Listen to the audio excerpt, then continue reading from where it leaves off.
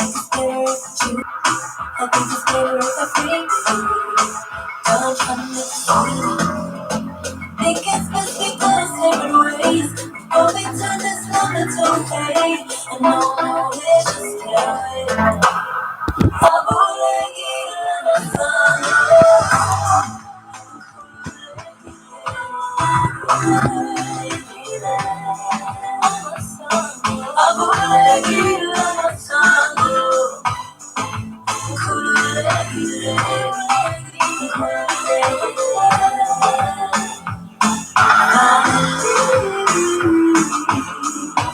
I can just make it. Finally, I can breathe. Finally, I can just make it. Finally, I can breathe. I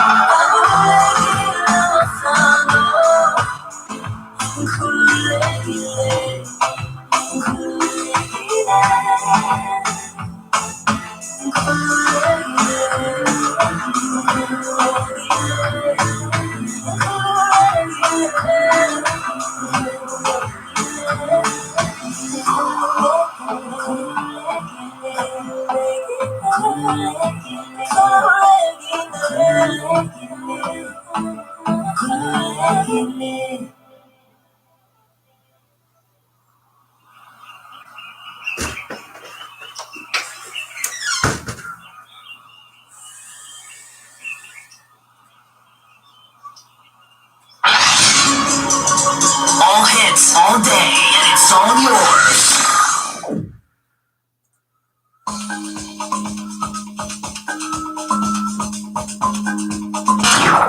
Tshwane FM. 93.6. Cap City's #1 radio station.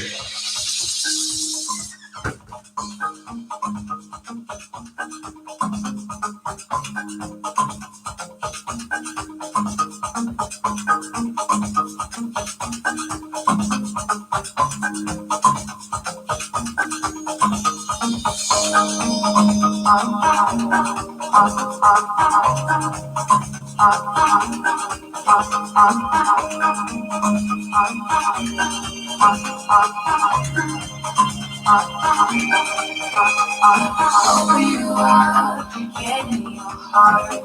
I know you'll be my baby. In my dreams, you're in my life. I know you've been my baby. Know what you got, you're in my soul. I know you'll be my baby. I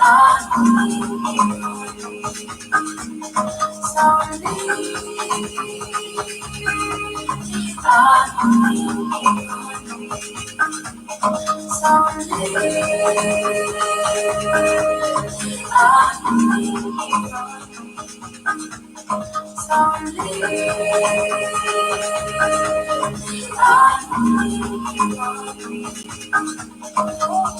heard you say you in my heart.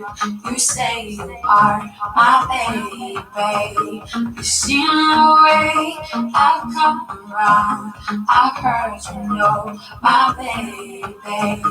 I've never been so deep to see the way I love my baby. All my dreams, you're in my seat. I know you are my baby.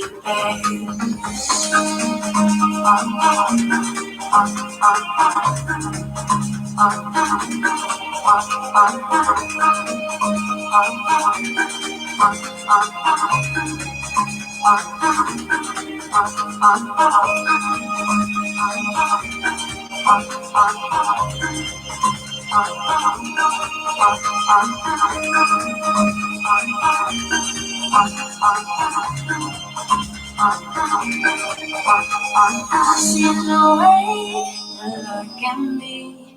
I know you've been my baby. When I see you're in my heart, I know you know my baby. Don't lose it, I know I see you there.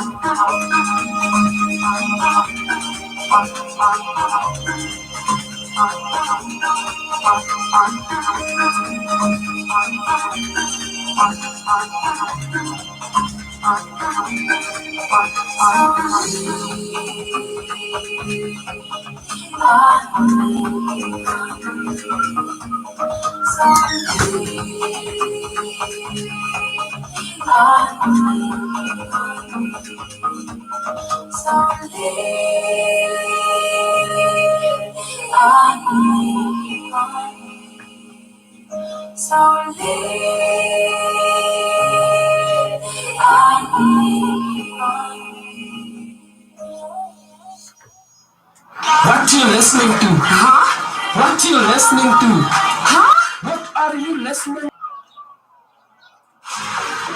93.6. This your boy Drake. Number one music station up to Number one. 93.6. Hot new music. Just like fire. What's up? This is Pink. Tshwane. I know that I'm running out of time. Just like fire. Turning up the world.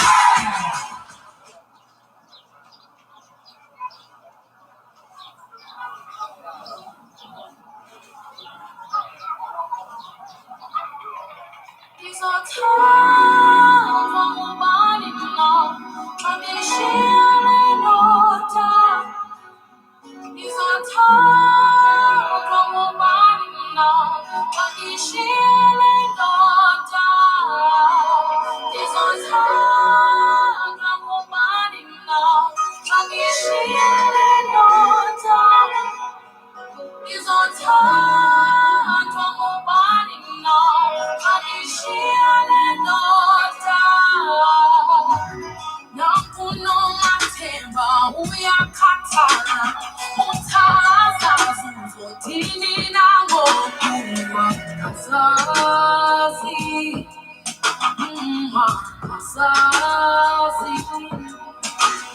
Careful no one who's pelela and someone's not tentan is on tentan no money is on tentan money so time no money no from the shell no time is on time from money no from the shell no time is on time from money no from the shell no time is on time from money no from the shell no time is on time Uzothanda, uzothanda, uzothanda,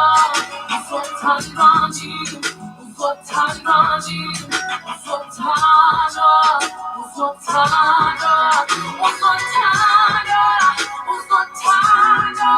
uzothanda, uzothanda, uzothanda, uzothanda, uzothanda, uzothanda,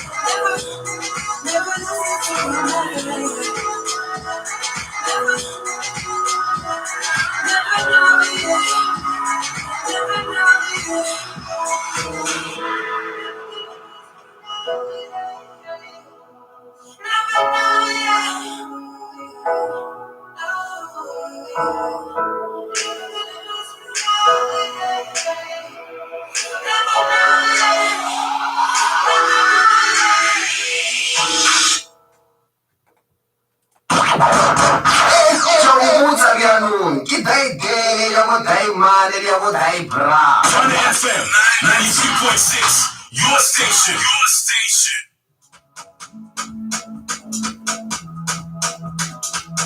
Someone up with DJ Cold.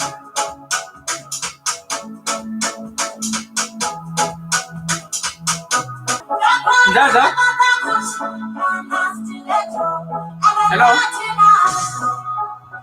Hey, Lugana.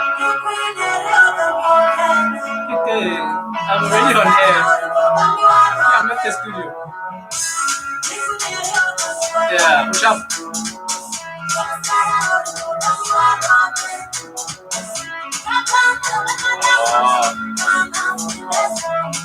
Yeah, I'll call you when I leave the studio.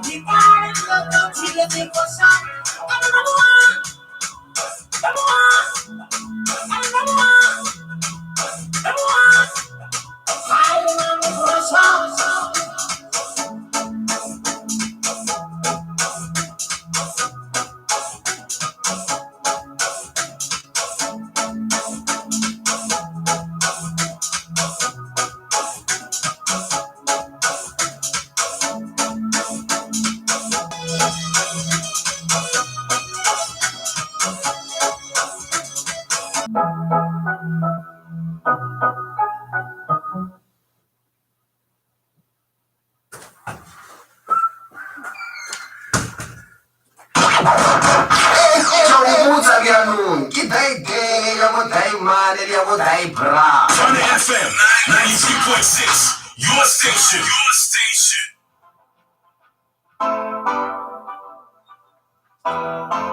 It's legendary. What you listening to? Huh? What you listening to? Huh? What are you listening to? Indaba yini below? Ay, amangeke duze bami. Indaba yini below? Ay, amangeke duze bami.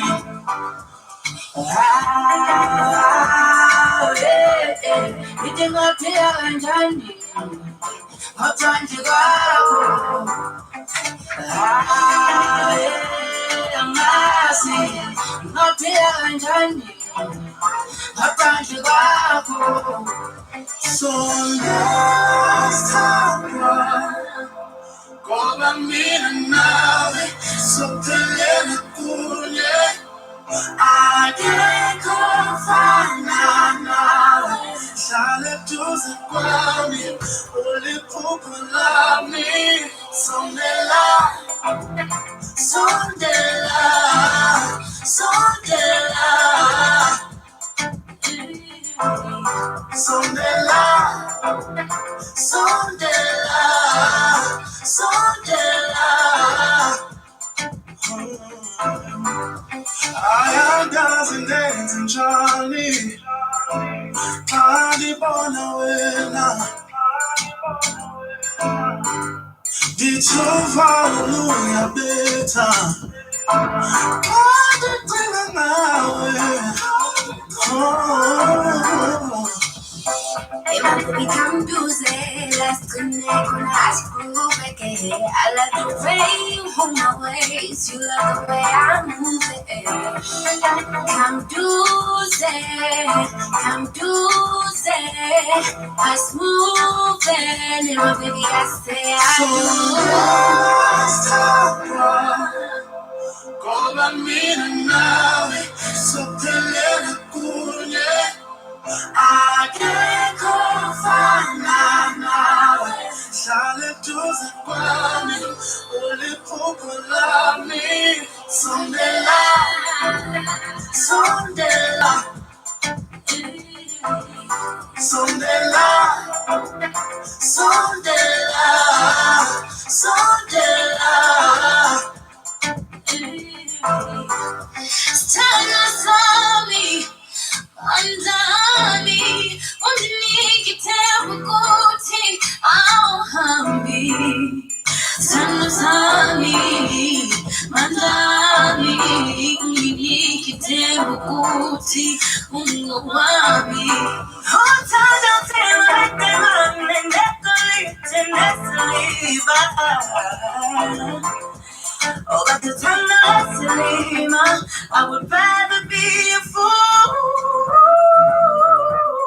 for love and to give up my life on you. So let's talk Come on in and know so that I can't find nowhere.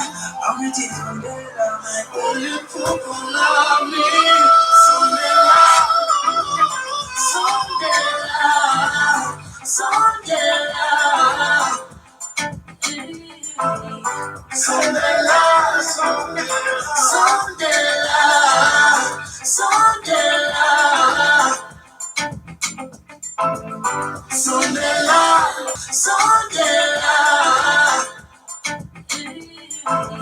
Sondela, sondela, sondela,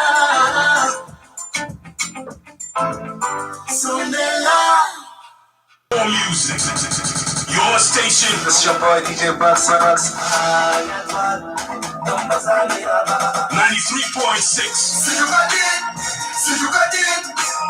Tshwane FM 93.6. Your station, your music. Wrap your ears around 93.6.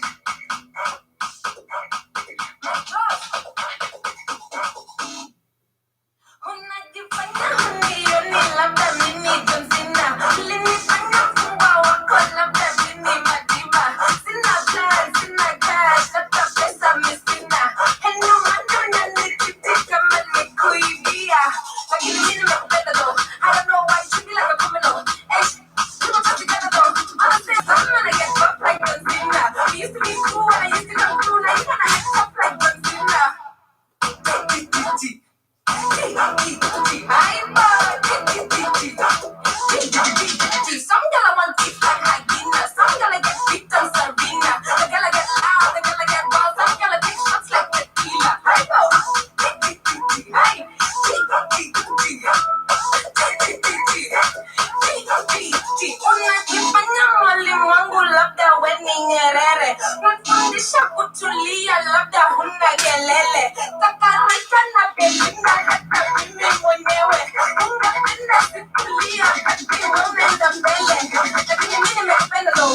know why you treat me like a criminal. Hey, we were just together though. I'm the same man, why is this though? Sometimes I act rough like John Cena. Sometimes I get rough like John Cena. You used to be cool when I used to come through. Now you wanna act rough like John Cena.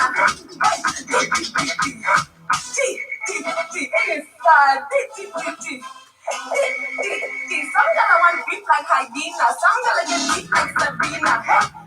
Hey, sometimes I take shots from tequila. Get it down.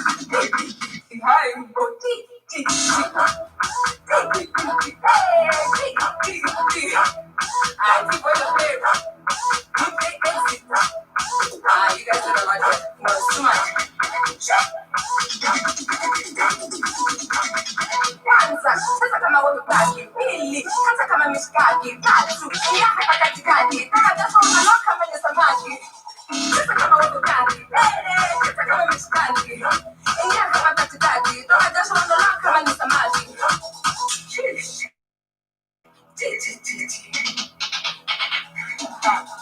Get it? Some gonna act rough like John Cena. Some gonna get rough like John Cena. You used to be cool when I used to come through. Now you wanna act tough like John Cena.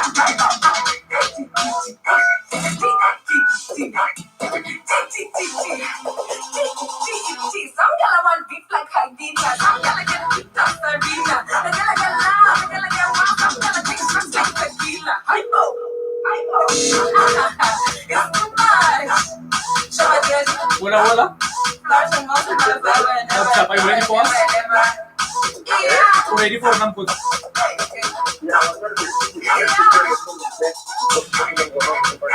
Oh, I have no.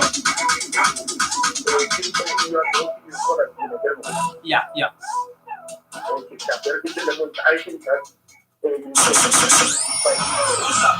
Okay, I have no.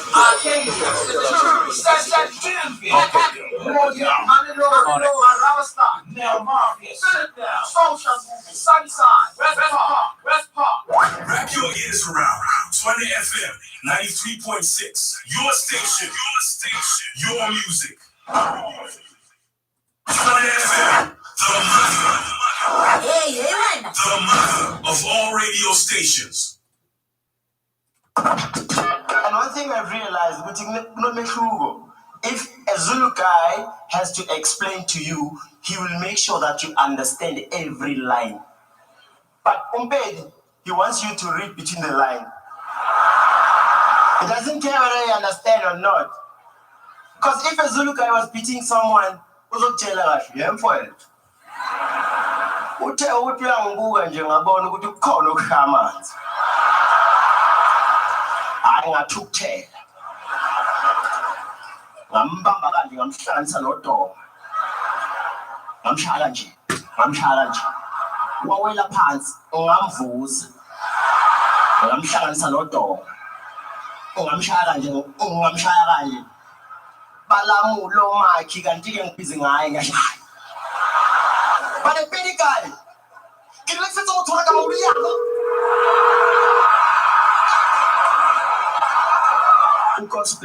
The best. Tshwane FM 93.6. Yes, Rax? Yeah, ready for numbers? Yeah. Okay, Saranyanin. The world changes, revolutionaries die, Cassidy's number and one. our children forget. The ghetto is our first love, and our dreams are drenched in gold. We don't even cry. We don't even cry about it no more. All the beautiful ones are really dead. Missy Living Roman, Saga Roma. Missy Living Roman, Saga Roma. Missy Living Roman, Saga Roma.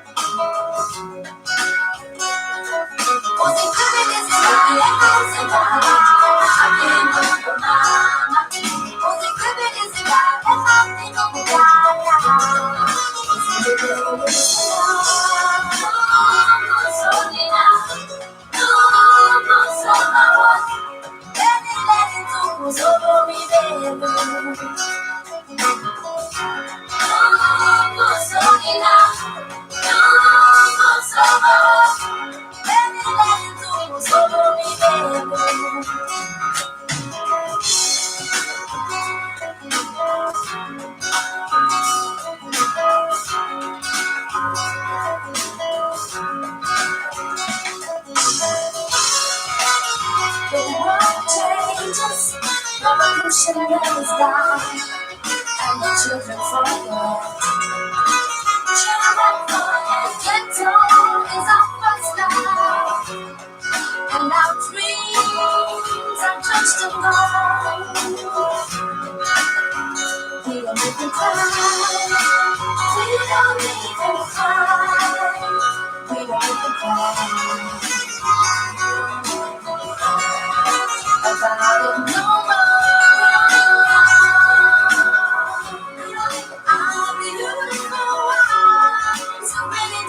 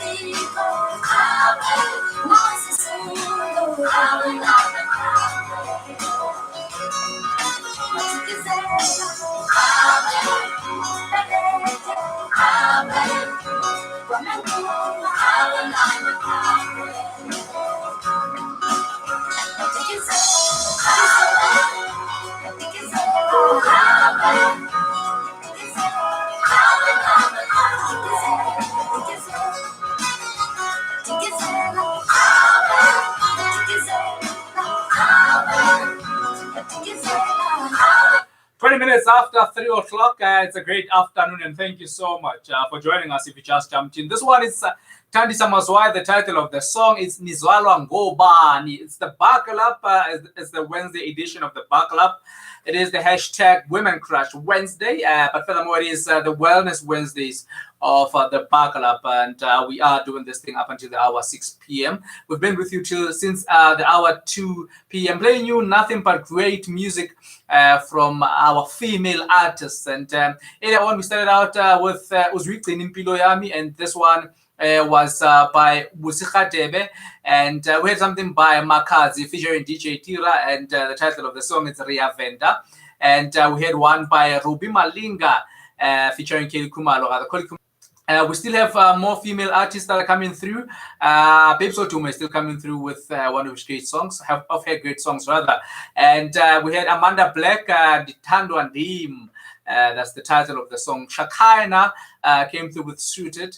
And we further had Miss Prue with the song titled Sondela as well. And Ladies Ama as well came through with My Baby, a very lovely tune as well. We're playing you back-to-back female music, female artist music. So if you do have any song requests on that note, feel free to actually engage with us. An interesting discussion that you should be expecting today. I see Felicia Letlari Mokonyane says great music. Thank you so much. And thank you so much as well to you and your listening pleasure for this afternoon. We're coming through to you live on Facebook. It is Tshwane Space FM Space 93.6. While on Twitter, it's at Tshwane FM. YouTube, do check Mokete Radebe. There we are coming through to you live. And we are, interested in hearing from you. Today's discussion, very, very interesting, but very challenging as well if, your mind is not, really directed properly.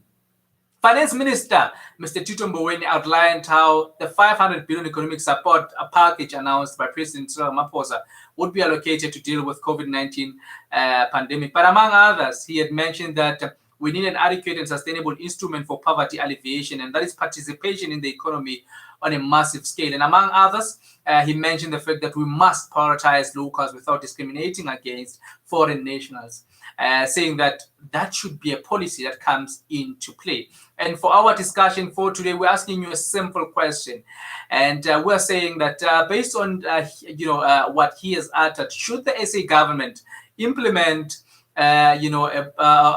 implement a put South Africans first hiring approach to the job market? And we've requested your views on that specific discussion via WhatsApp on 0825385810, and we're taking your calls on 0123824884. On the line, we're joined by Mr. Lisiba Marakala. He's joining us all the way from Limpopo to speak to us. We've got a lineup of speakers today to speak to us on a number of topics, but predominantly on this discussion, unemployment. We are looking at unemployment and looking at what are the causes and what are ways in which we can, really look at how we tackle this issue.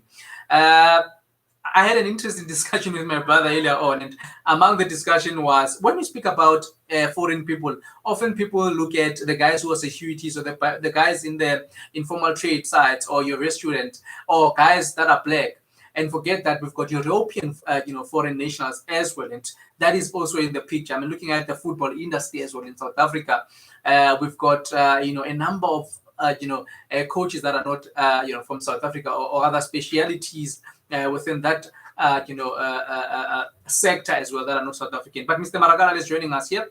Let's welcome him and hear what he has to say. Mr. Marakala, good afternoon, and thank you so much for joining us, my brother. Thank you very much, Mokete, fraternal gratitude, and thank you mostly for the invite, knowing very well that the COVID-19 regulations do not allow us to travel from interprovincially because I'm at Limpopo as we are speaking.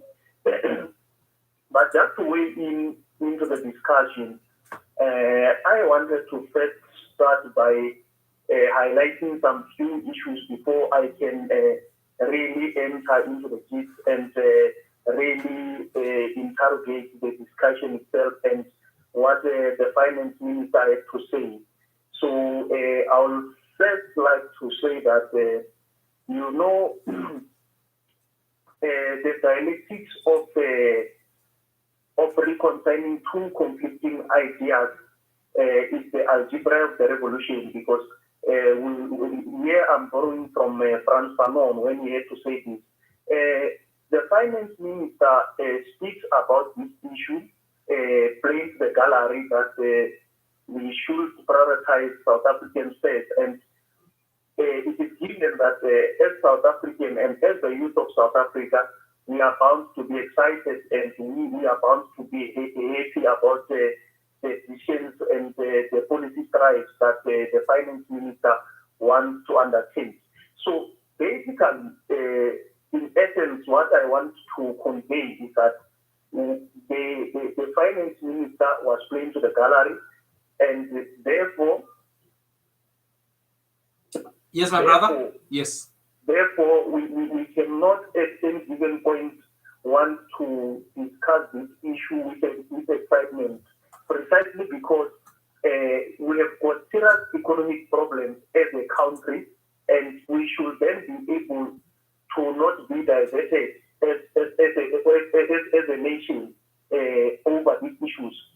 So what I want to say in essence is that we have got the issues in relation to the economy. Our economy is a monocrop economy, whereby we are exporting mineral resources only. If it happens that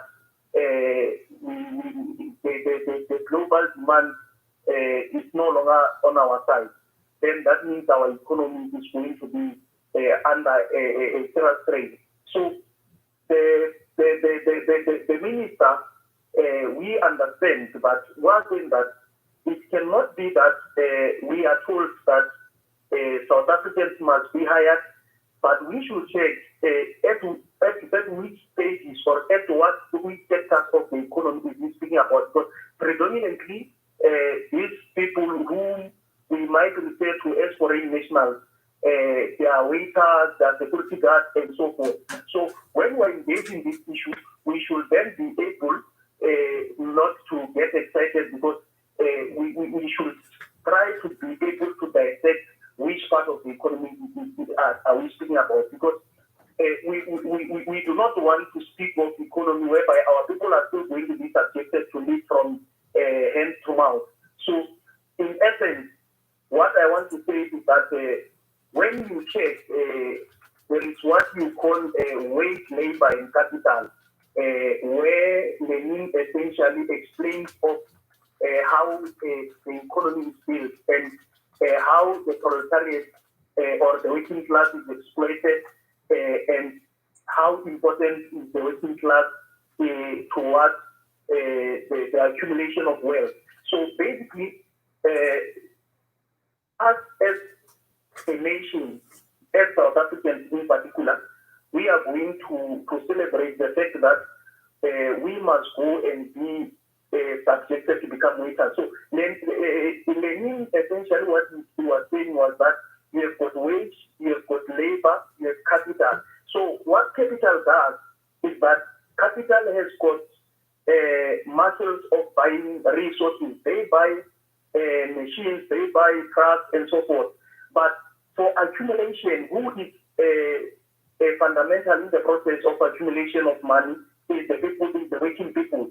So to get to a discussion of foreign nationals and how this can fundamentally improve the economy, we agree that the lives of our people are going to change, but they are not going to change fundamentally, because we still have a cumbersome task as a nation, that we have got the economy that is predominantly white. That is why the way discussions around what the midterm, this monopoly capital, others were saying that it's white because you have got white people who are in charge of it and so forth. So we are agreeing fundamentally with the minister, but however, we want to strongly advise fellow South Africans and our people in particular, let us not get excited precisely because the minister has said that the people who must be prioritized are South Africans. At which height of the economy are we going to be swelling? So, as young people, we welcome what the minister has said, and we then want to further make our submission as to be saying that we cannot be subjected with the unemployment rate skyrocketing like this, that our problems are with the foreigners occupying positions, because that would be very absurd of us to have those kind of analysis and views, because we understand and we agree that part of our problems, and we do not want to sound discriminatory, and we do not want to sound xenophobic in this regard, but part of our problems, the numbers of unemployment are skyrocketing, and with the new world order of COVID, everyone is anxious of what can happen. So we're saying that part of our problem is that foreign nationals are occupying these jobs that our people could have found themselves or feeling themselves. So, 32 minutes after the hour, 3 o'clock, and we are still here on the Buckle Up on Tshwane FM 93.6. Mr. Lisiba Marakalala is joining us on the line. We are discussing unemployment. We're looking at ways in which it can be kept, and the Minister of Finance has alluded to the employment of foreign nationals as another element that can be checked out. And I think Lisiba is raising key points. Lisiba, I want us to look at practical realities. Sometimes when you look at this thing from a scientific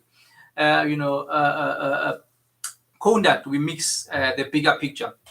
If you go to townships, especially in Gauteng, in particular, the people in those areas and children, like young children like I were raised through spaza shops or tuck shops. But we've seen foreign nationals, your Somalians, finding an opportunity to, create or rather to occupy that space. And my question is that in the occupation of this space, is it fair for us to solemnly blame these foreign nationals when black businesses were there? Where were they thriving? Were black people, were black people supporting them? Was there a sense of sustainability for those businesses? That's point number one. Second to that, the odd jobs that are currently available and the odd packages that are currently available in the labor market, are South African people willing to take them? Are some capacitated enough to can qualify for those positions? Because sometimes we look at cashiers and cleaners, but I forget that we've got lecturers, professors in universities. The question then be, are South African people that are interested in those areas? How many, South African, not even just black, South African processors that do we have in our midst? We go to, the sports speciality. How many do we have, South Africans that are interested in those spaces? But not just only that. We also need to interrogate the level of competency. Are we competent enough before we can speak about the issue of opening up opportunities? And I think sometimes, and this is my point, that often it seems as if we want to, let me weigh in. Yeah. Before you come in, I want to just make a quick point so that I can allow you to come in. Sometimes it seems as if we want to, shift the blame to saying the only solution to unemployment is if we can create jobs. Sometimes there's also an element of the recreation of employment, where we'll say Marakala, we're going to support him. He must pursue a business of 1, 2, 3, so forth. So there's all those elements. And as you respond, I want you to touch on those for us. Yes, Mokete. You are very correct in part and some of the issues that you have raised. One thing that is deadening, and we would like to also have a look at, is the numbers that are increasing exponentially of unemployed graduates. All right. Our economy is not able to really create jobs and opportunities. That is why I do not want us to narrow the discussion to foreign nationals. And also, we must also check fundamentally which sector are they dominating and why should they dominate that sector, if it is not because of the employers who will want to take advantage and therefore further exploit them.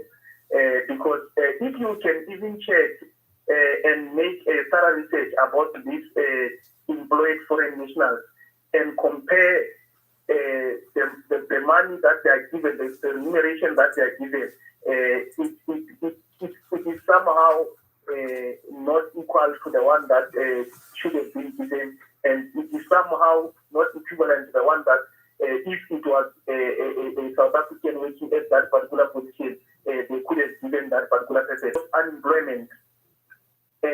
Before we can want to analyze this issue emotionally, and also wanting to speak, we must check which sectors. Why are we having so many graduates who are unemployed? It's because the economy itself, the market is situated, to be quite honest.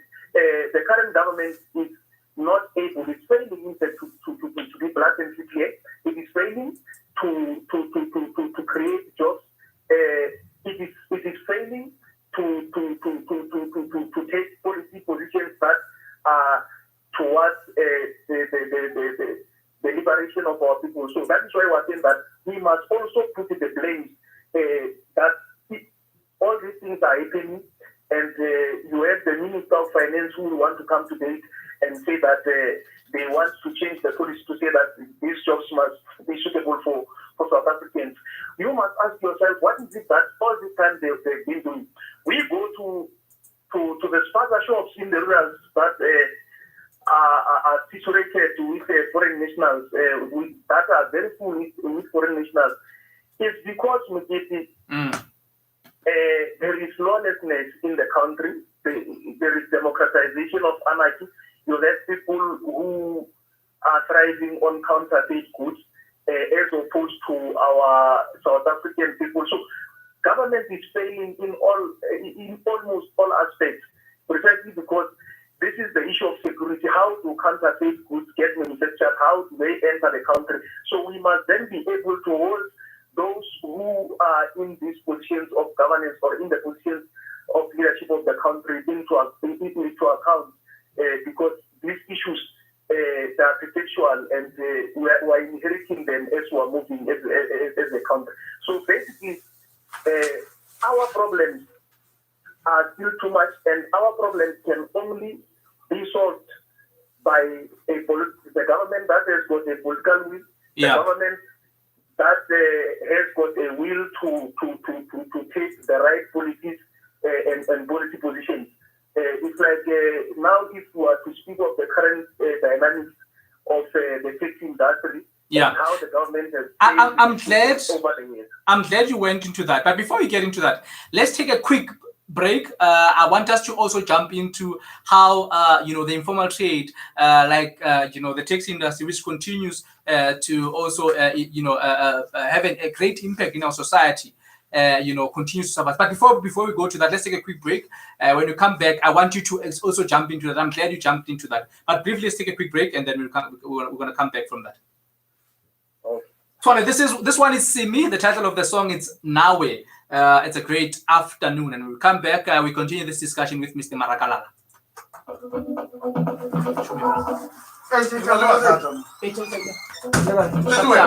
Okay,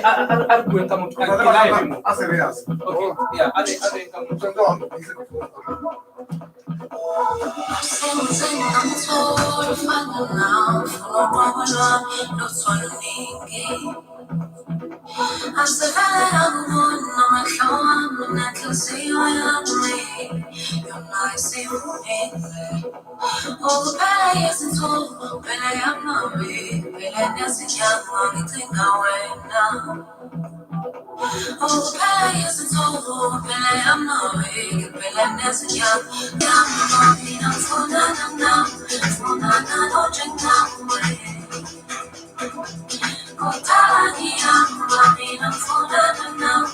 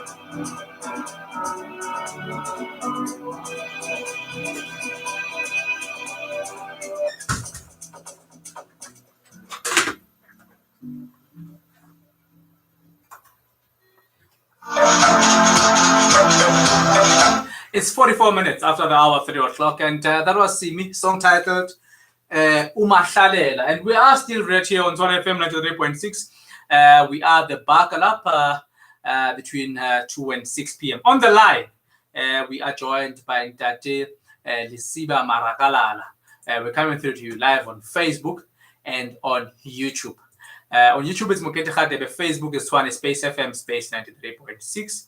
And also, it is Mokete Radebe still there on Facebook. So we can just have this live discussion. Speaking about unemployment and the proposed interventions by the Minister of Finance. Lisiba, when I rudely stopped you, you were talking about the tax industry. It has come under spotlight of recent. But it is an example of the many other sectors that are informal in our society that continues to be infiltrated by the lack of willingness to assist such sectors. But let's speak about the context. The discussion in that sector specifically. What is your view on what is happening there in relation to what we're talking now?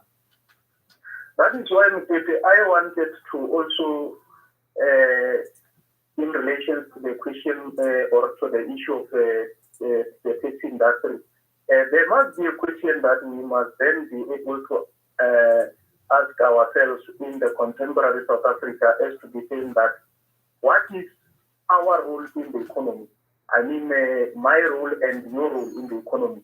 To what extent are we contributing to the economy, or to what extent is this economy benefiting us? Because if you check, most of these black-owned industries, we've got a serious problem. And one thing that I will want to also put. Yes, my brother. We have got people who came into government who are living in the imperialist adventurers. They are preaching pacifism and they are preaching peace under the conditions that our people are faced with.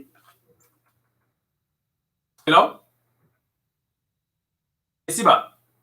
Yes, Mr. Radebe. We keep losing you, my brother. Yes.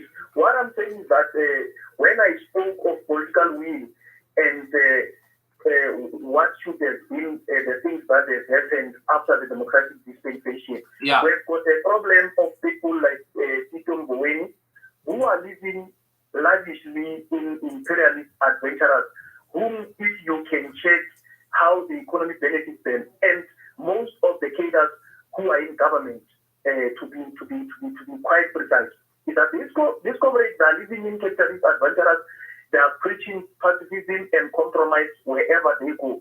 They do not want to radically transform the economy to the benefit of the majority of our people. In this case, being black in general and African in particular. So we're having a problem that you will have a taxi industry today marching, when they had conceded, when they had complied, when government requested them, they came to the party and have agreed that there will be low 70% of commuters as a way of showing that they were being patriotic in a way to say, no, we're facing the crisis as a country, then let us be patriotic. We do not know the time frame and as to how long this pandemic might be with us, but they have been there and they have compromised. In the main, the questions that they are asking is that the main question that they are asking fundamentally is how are they going to be able to pay their taxes, your Toyota and so forth. And by the way, this industry is the industry that is carrying the economy over its shoulders, because most of the exploited and the working class on a daily basis going to work, they utilize this means of transport. So the government does not have a will. This industry could have long been formalized. This industry could have long been subsidized. This industry, as we are speaking today, 26 years into democracy, there could have been a transformation at this particular industry.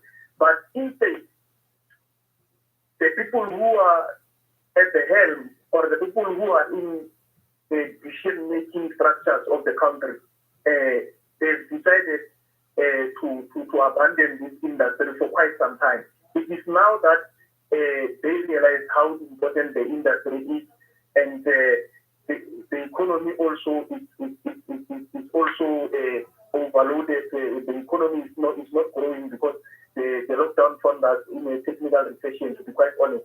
So the government has a role to come to the party, particularly that is why I said that most of our problems,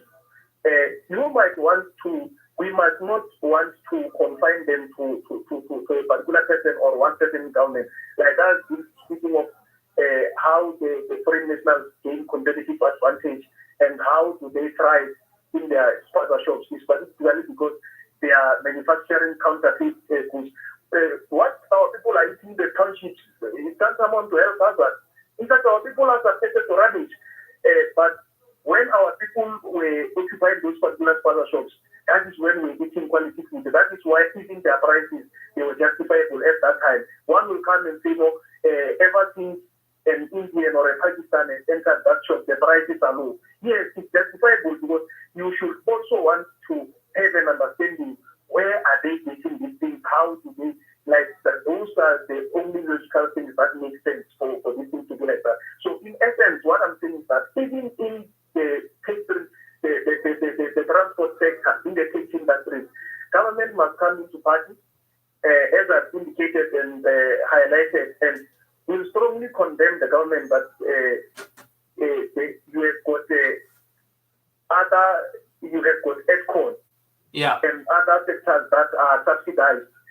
But when you have a sector that is black-owned, that is then you realize that there are problems, and the government is not coming to party and is coming with excuses. So what we are saying is that in this economy, myself and you, Mokete, what is our role? Because even now we might want to argue that COVID-19 is with us and the economy is going down. I can tell you that wherever I am, if I can give you the concrete position, no one is affected by COVID economy, because no one owns anything, no one owns the means of production. And so what I'm saying is that in this particular village, the only thing that makes us to be scared, the only thing that makes us to be anxious is if our parents can be retrenched, because as black people, to be quite honest, in this economy, we are just there to be exploited, and we are not benefiting anything from this economy. That is why even when the lockdown is like this, some of us, wherever we are, we do not see the economy that people are speaking about, but because we have to speak, and what makes us to speak is the fact that we'll be anxious that our parents will be retrenched and they will be downsized in network. And the social aspect of it is that we are also concerned concerned because most of our people are relying on social grants. So we're also concerned that is the government going to handle this pressure? Are they going to be able to dispense social grants? Because in the villages, most of our people are living through this means of life, social grants, and that is why I'm saying that this economy must also be able to interrogate to say, when you speak of this economy, who is central to the beneficiary? Who is the beneficiary of this economy that me and you on a daily basis who are continuously speaking about it, wanting to understand where the economy goes, and if you can check, even if you are to speak of the GDP and what are we contributing, what are we in the GST, we are not even to be counted. So that is why I'm saying this is fundamentally our problems lies with the current government, and the question of foreign nationals occupying the jobs of South Africans, we are going to give them a benefit of the doubt because we understand that our people, as things stand, it is very tough and one is from hand to mouth. Interesting. It's 54 minutes after 3 o'clock, and Mr. Lisiba Marakalala is the one speaking to us at this point in time and giving us a perspective largely on, the discussion, unemployment that we are discussing on this lovely, Wednesday afternoon. And just in closing, Mr. Marakalala, we have just, closed Youth Month, and the youth are actually largely those who are the ones who are suffering from this unemployment. Your message to the young people as we let you go. No, as my opening remarks, Mokete, was that, the only way to really ensure that you reconcile two conflicting ideas is the algebra of the revolution, because where we are standing now, young people must stand in arms. Young people must be the ones who are questioning the very same government that we ensure that it is the one governing us. Oliver Tambo said it boldly to say that we must speak the truth even when it coincides with what our party is saying. Or the problem of young people is that we are divided, Mokete, and what divides us is our own political affiliation, because we do not want to speak the truth. And young people, as things stand, they are under siege, to be quite honest, with the way things are going. If they are going to remain mum and not speak, and be able to try to be inquisitive and be able to understand how and what should happen post-COVID-19. We are the ones who must determine the economy after the COVID-19 as young people. And one thing that I would want to encourage young people and fellow South Africans at large is that we must be able at all material times. We must be able at all material times to hold our government into account. And how do we hold our government into account?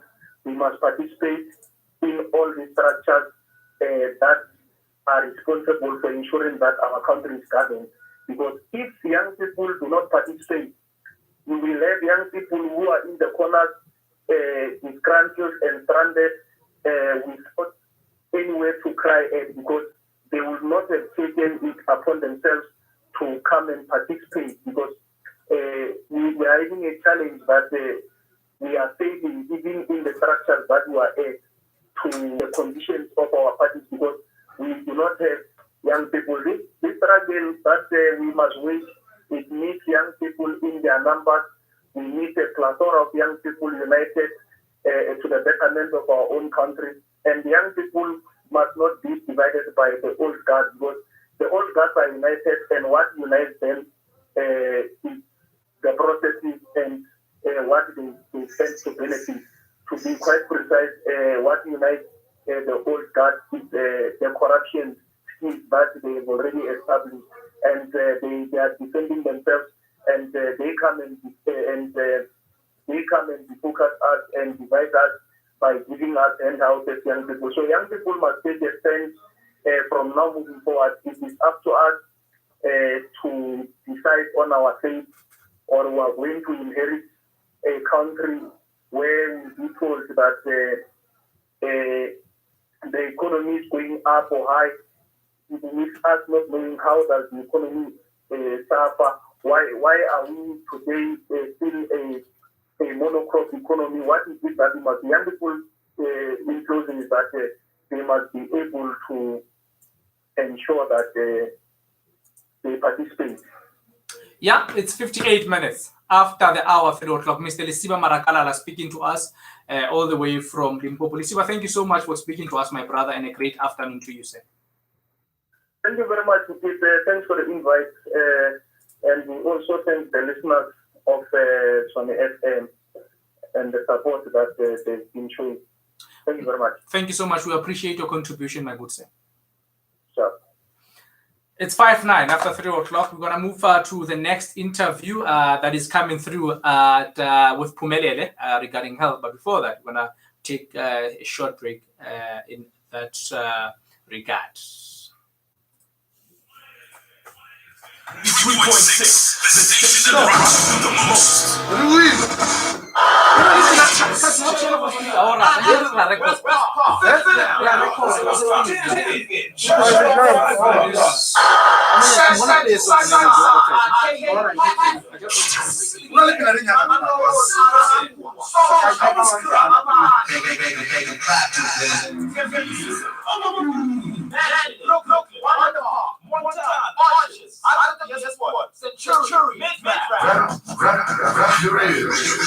Around 93.6. Hello, what's going on? This is Ronald December, and you are listening to Tshwane FM. Zaga, Ziggy, in the mix. Yo, what up? It's your boy Questa, the car, good boy, your day one, K1 representative, and we out here. You tuning into Tshwane FM, brother. Mind out. Wait, where you going? Where you going? Stay right there. Turn it up. This one is DJ Zinhle. It's titled Umlilo. Good afternoon. Where's it go?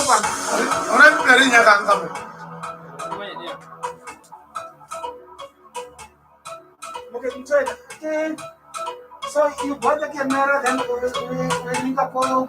Yeah. You went here. Yeah, you went here. I want you to remember that thing I was doing outside. But we can speak from there. But you want to do something? Maria, record because you're very live. Alright.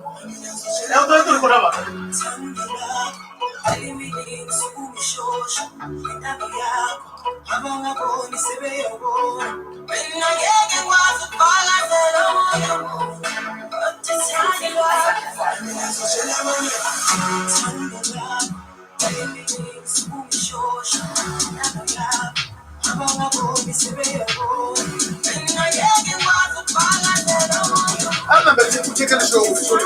Welcome to the show. Huh? If anything, news? The news it? Huh? If anything?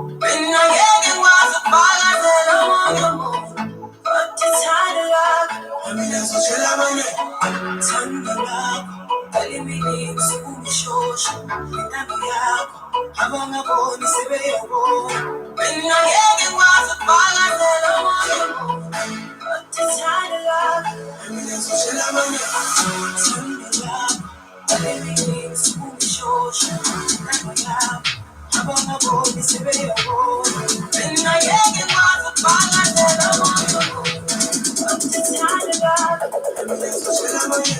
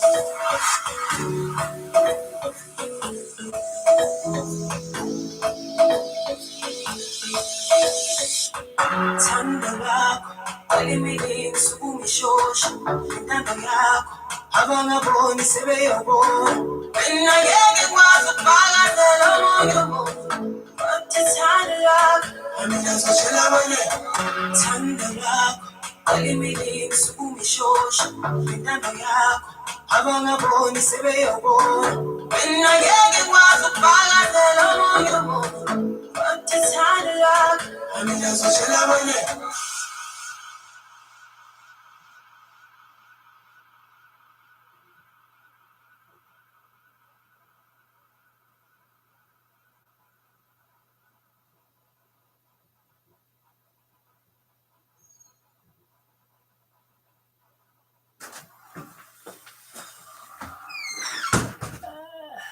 The people have spoken. Unlock room 912. Good morning, my favorite lady, Lena. Hi, how are you? How are you, madam? No, good thing, good thing. You make me to every time like I'm asking myself to room myself because of your voice. Oh, wow, thank you. Please just continue. How's your day? So I feel good. Just let me fight hear your beautiful voice. Oh, man. Oh, wow. Okay. Man. Not everyone loves to learn live on air. The language is lacking. My capacity is that is so much. Room 912 weekdays on Tshwane FM 93.6. Tshwane FM 93.6, Cap City's #1 radio station. Hey, what if Kirapela? What if Ngersel Ranale President Amazon? Mozart Africa. You man tell me about Tshwane. Uru Facebook book and ask about him. Mana when you never mix it, there is a cancer. And why is what one of our values snacks? President of them come again, not to wait to the robot over again. I read that Emma them from Kunne. Hey, yellow, I didn't know we did Takano Marwa, Emma, the Bonorian, or Ratabona, Tabonorian.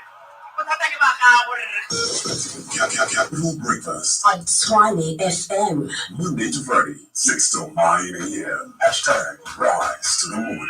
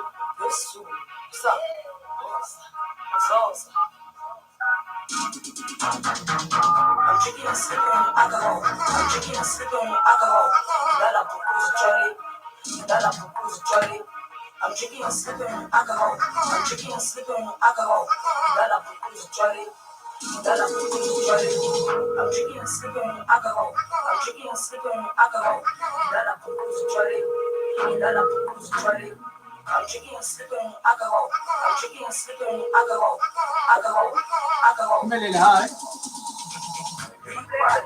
I'm good. Are you ready for us? Okay, please stay on the line.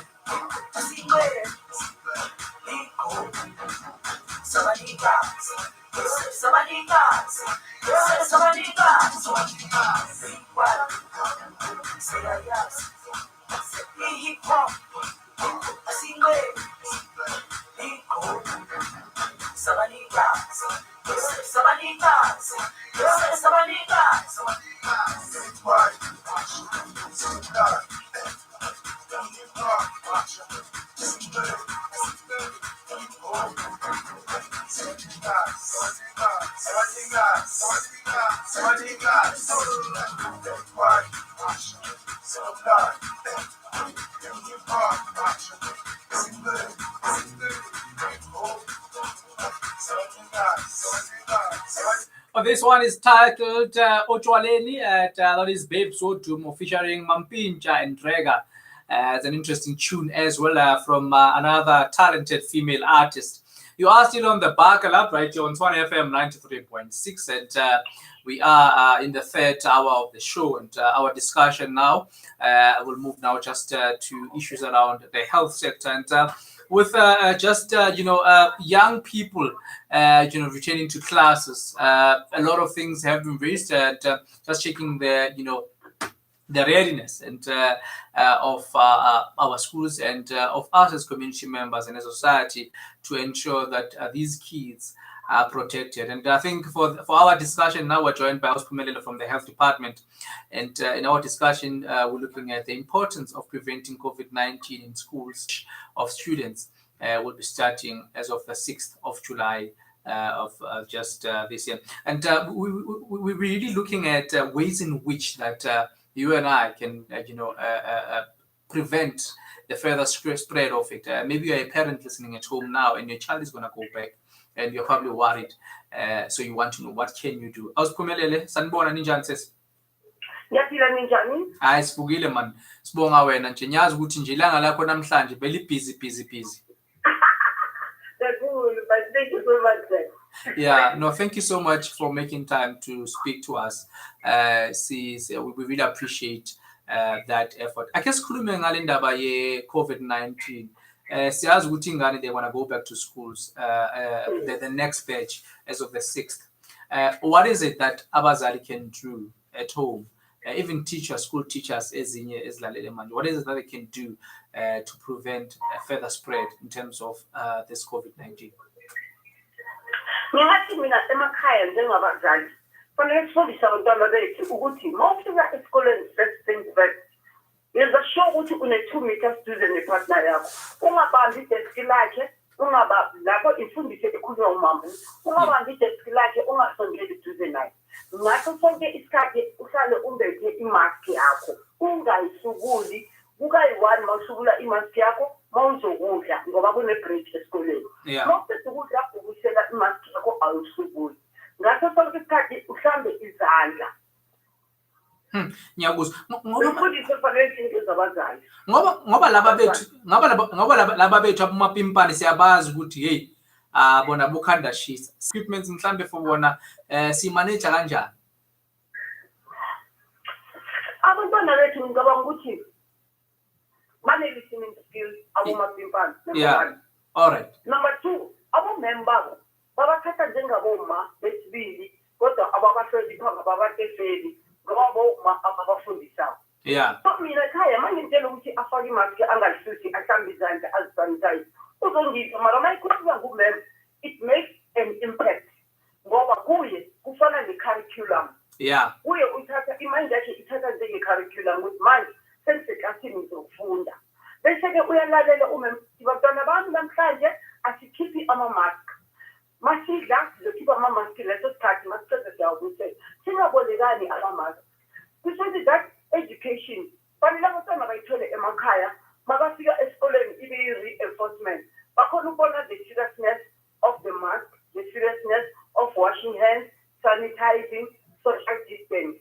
Yabasiza abantwana ukuthi umama muthile and mangathi ubuza imbuzo uzothi umama muthe ngingayisukuli imask yami chithi izile lento leyibona ukuthi serious. It's 16 minutes after 4 o'clock. This is the Buckle Up right here on Tshwane FM 93.6. If you're watching us through Facebook or YouTube, thank you so much for joining us. On the line is Sis Pumelele. She's from the health department, and we're speaking about measures that we can take to prevent the further spread of COVID-19. And we're looking at this in the context of the fact that young children are the next batch that will return to schools as of the 6th of this month that has just begun today. That is next week. Susiphumelele ey'kolweni because we've seen ezinye iy'kolo mazivula the majority kwaba nama-infections amaningi. I won't talk ngokuthi mhlambe yini ecala ama-infections, but ngifuna ukwazi ukuthi lezi ezizamukela abantwana of recent, what are the precautions that they should take? And I mean, we know ukuthi this is something that is quite new now in their own profession. But what is it that they can do to make sure ukuthi they check and they manage this social distancing enforcement? Ngoba ihluleka nakithi laba abadala kufuneka nje balethe namasoja mara still yala. Mina ngathi up to so far engiyibonileko ey'koleni because makuzovula iy'kolo thile just to check the preparedness of the school ukuthi prepared kangakanani. Yeah. Esibonileko bawenza ama-social distance eklasini. Then what I like most, abantwana ama-break wabo mabayenza i-lunch awasaphumi like before kwezinye iy'kolo engizibonileko. Abantwana mhlawumbe bazophuma ngo-11 iklasi eyi-1 bahamba nge-social distance with their educator, bahlala phansi bayadla outside nabaqeda bayabuyela without other colleagues. And omunye nomunye they start with washing their hands, they sit down outside and eat. After their educator is with them, mabaqeda bayabuya futhi eziklasini. I-leisure time yokudlala abafanayo. Mina ngibona ngathi kuba ngcono in that way bangasizakala abantwana bethu. I-educator Let it be there for 24 hours. Let it be there for those hours umntwana asesikolweni. And then umntwana makaphuma esikolweni umzali sekuyithatha. Ibile engibonile esikolweni is abazali abasangeni emaklasini. They stand outside. They welcome their kids there. From outside there, kufuneka ukuthi thina as a health workers, even parents who are working in hospital or wherever, see outside and check those parents. Are they practicing social distance while waiting their kids outside? Yeah. Ngoba umntwana angaba safe eclass policy ngaphandle ukhohlelela umntwana ukuthi abazi i-coronavirus because no one amanlide labantwana benu nakhohlwa nokuthi there is this social distance. So outside, if maybe the security or whoever can tell them, guys, keep on practicing social distance because abantwana la siyazi ukuthi safe. Then outside, do their thing. Now, and encourage kids yeah. to mask, always let their mask, even section babo ingasuki. Ngoba manje asilingane emakhaya. How do we now manage the inequality that is that becomes evident ey'kolweni? Is it a responsibility ey'kolo to make sure ukuthi abantwana abangana ama-PPE bayawanikezwa noma ikhona indlela ama-department ancedisa ngawo abazali abangakhoni? You know what I saw in okay, let me do an example in Golo and one around town. Yeah. I mean, the area is region 3 and 4. Yeah. Equally, to tell you which abantwana beza nama-mask from home. Nabafika esikoleni, they provide them with same mask, same color, same everything. Yeah. I think that thing, I like it because here's the way umuntu bakhalela i-textile ngomunye ukuthi mara yakhona injani ngoba i-PPE yami i-black. Babe nangena kwethi inkole zethu, uthola abantwana bagqoka ama-mask a-white bonke. Then where the following day they've got black. I think iy'kole ziyaba-provider up to so far engizibonileko. That is interesting. 20 minutes after the hour 4 o'clock. Because you've got other things that and I'm going to let you go. But before I let you go, to Abazala Mamel, to all the stakeholders, the communities Mamel at this point in time, what would be your closing argument, your word of advice, Guba, in terms of to make sure that we put an end to this COVID-19?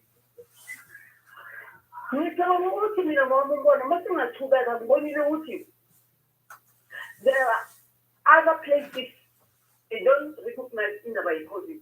I'm surprised that it's business as usual about Obama. And then as a health worker driving a TG car, I would just stand and ask, why not taking mask? But when I'm school and I keep immediately taking my laptop. So I think that they want to surrender our health. Let's help one another. Let's fight the pandemic as a community, as a country. Anyway, with a smile, just ask, why am I doing mask? Don't just say what you aggravate the situation. See the pandemic of doing mask.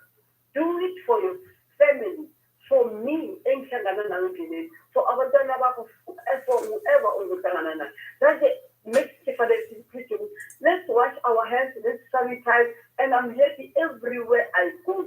Sanitizer, whether it can be shop, it can be radio station, it can be anywhere in sanitizing. Let's sanitize, let's wear our masks. If there's any place that the people are full, let's keep social distance. Even if they don't tell us, let's do it for our country. Let's do it for our community.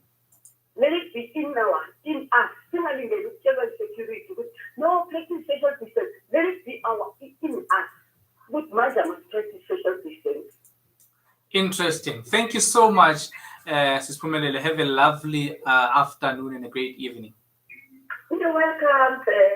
Thank you so much. 22 minutes after the hour 4 o'clock. This is Pumelele speaking to us from the Department of Health regarding measures that we can adhere to defeat this COVID-19, especially with the young kids going back to school. We're gonna play one song and go now to Professor Perry Hanyan. This one is Holly Ray with a song titled Deeper. Great afternoon to you, Tshwane.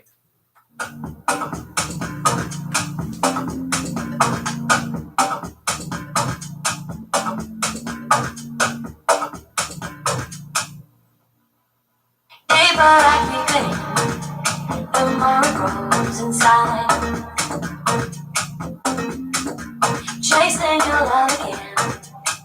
searching for the high. I'm falling deeper, deeper, deeper, deeper to your love. I'm falling harder, harder, harder, harder than before. I'm falling deeper, deeper, deeper, deeper to your love. I'm falling harder, harder, harder, harder than before.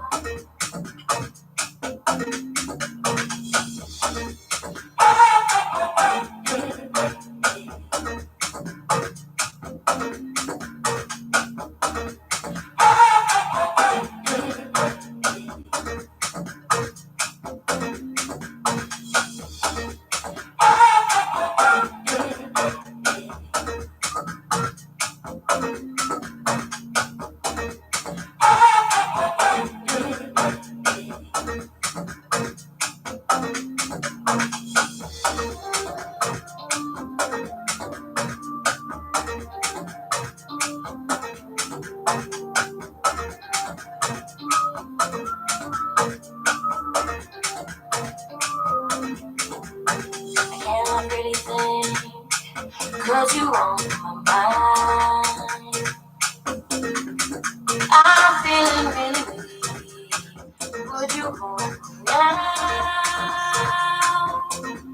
I'm falling deeper, deeper, deeper, deeper to your love. I'm falling harder, harder, harder, harder than before. I'm falling deeper, deeper, deeper, deeper to your love. I'm falling harder, harder, harder, harder than before. Give me your love.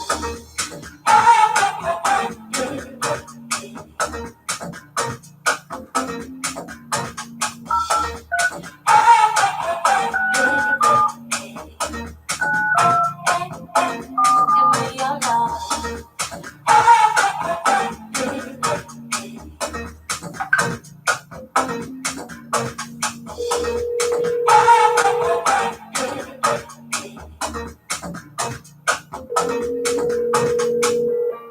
I think it's time to let you know.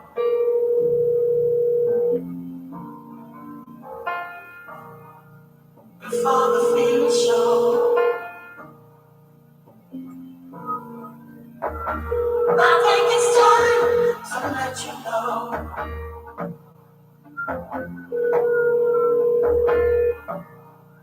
Before the feeling show. Hey, hey, hey, give me your love.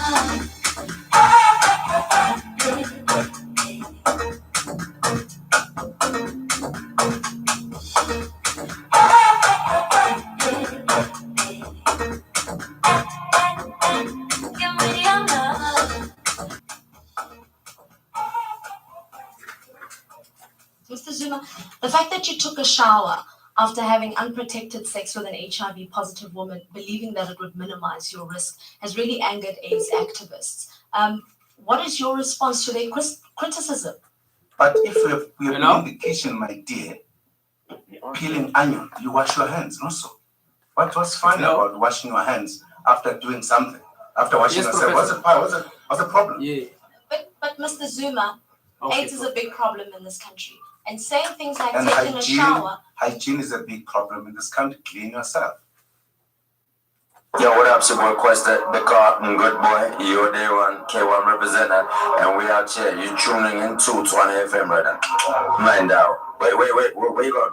Where you going? Stand right there. Turn it back.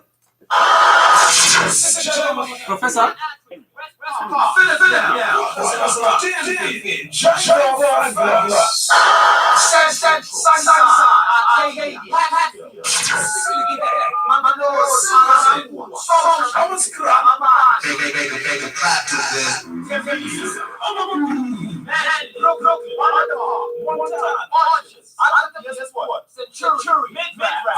Yes, Prophet. Are you ready for us? Okay, please stay on the line.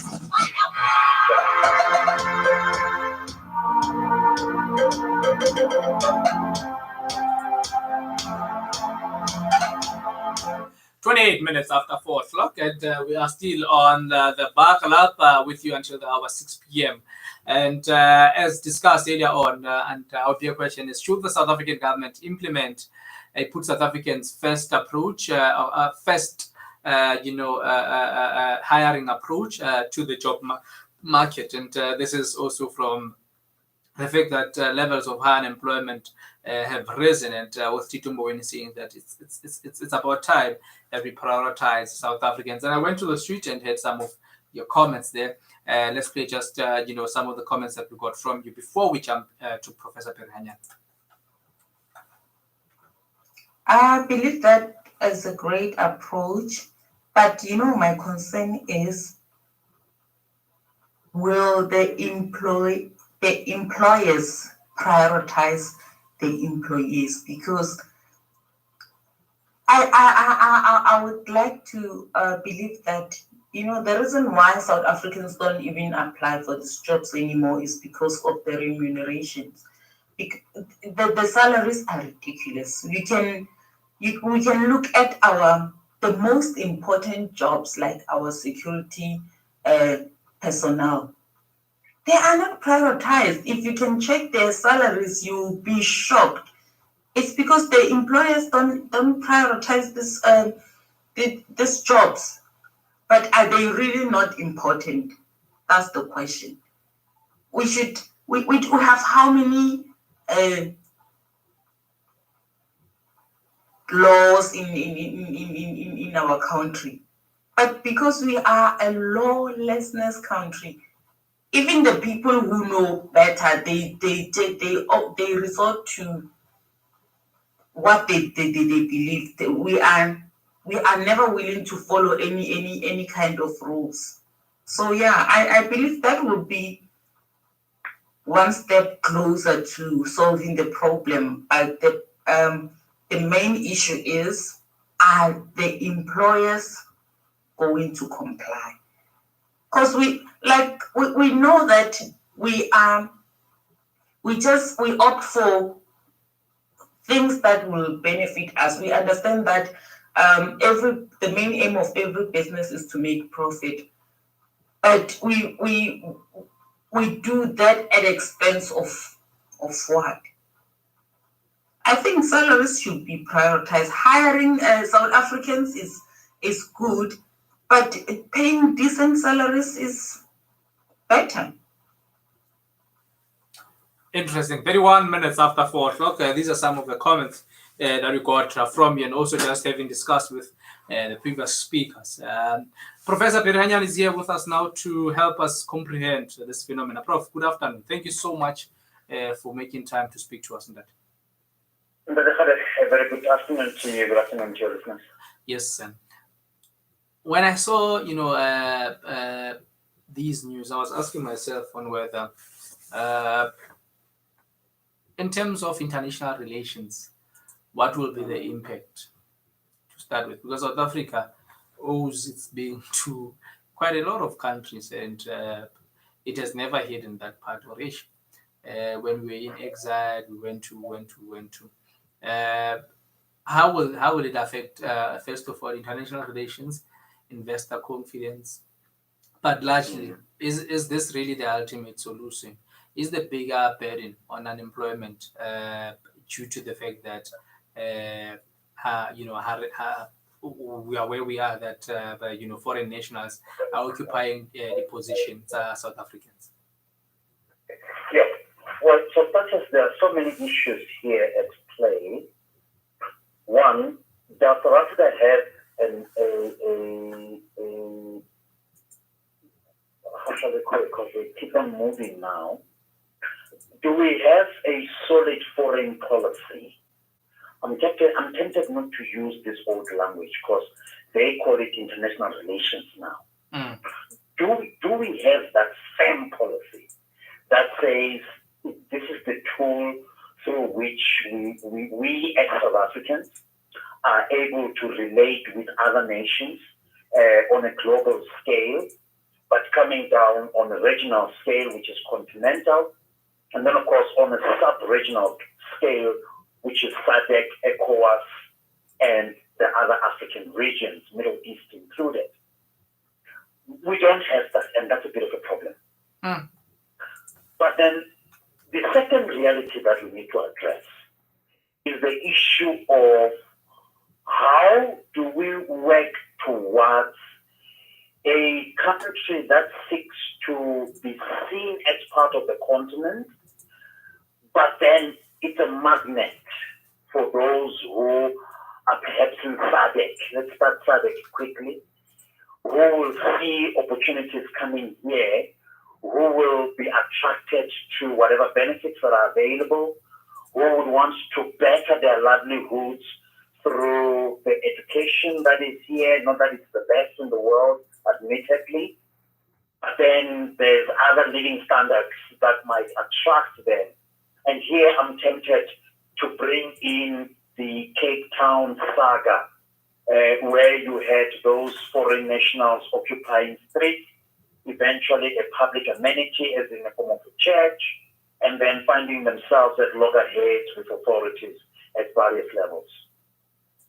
Fast forward, you have to deal with the third issue of availability of skills, balance that against what is required for our economy to function effectively and efficiently, but most importantly, respond to the local content, if not demands, for, once again, better skills, better education, and of course, in the end, a slice of the pie. These issues require some form of balance. And I'm afraid at the center of the drive is a government. Thirdly, a government that is divided in terms of policy positions. We've listened to the current Minister of Finance, Mokete Mboweni, punting that kind of patriotic position that says a post-COVID economy in South Africa must be driven by local labor. Now, the question is, are we not violating international conventions? What do we do with the already available foreign labor that's in the country, in all sectors, by the way? It can be in retail, it can be in hospitality. Somewhere there is foreign labor that comes cheaper than what you would sort of like experience had it been that this is a local labor that's in the forefront of the delivering of services and goods in such spaces. So it's an open conversation. Unfortunately, it's marred with complications and complexities that find expression through policy and through a divided government vision and approach. 36 minutes after 4 o'clock. Professor Berihanyane is still with us on the line. I want us to practically now bring it to the local communities. If we were to toughen up our policies in the country, can we solidly say that people will definitely, get an upliftment and unemployment recovery reduced? I'm looking at simple things like the Somalian shops, how they started in our townships. They're everywhere now. I'm looking at saloons in town, and I'm looking at car services and the likes. And my bigger question is, apart from South Africans willingly wanting to get into that space, do they have the heart of procuring that service to the fullest and providing a quality service? Yeah. Even in the construction space, but let me allow you to continue from there. Yeah. No, absolutely. Various sectors, isn't it? Yeah. You and me are likely to go to a hair salon that's foreign owned, by the way. Yeah. It beckons the question, when this freedom was founded, was it founded on the principles of one, conscientization, the realization of the fact that freedom comes with responsibility. I went to high school in Mokete Radebe between 86 and 89. Yeah. And when the whole issue, the Opema Miriri came out, yeah. You know, your Hollywood products and so forth, later Herman Mashaba's Black Like Me, saloons were locally managed. Yeah. I can give you names of peers who used to do hair, who built their mothers' bedrooms to expand your typical four-room township domicile. What happened after that? What happened somewhere in the mid-90s towards 2000? People were seduced by the liberalization of the economy in terms of bringing in role players into government business. And everybody saw these lucrative offers on the table being the way to do business, forgetting that not everybody has the luck, if I may put it that way, let alone the opportunity to do big business, and that is sustainable with government. Thirdly, today we see corruption in that area.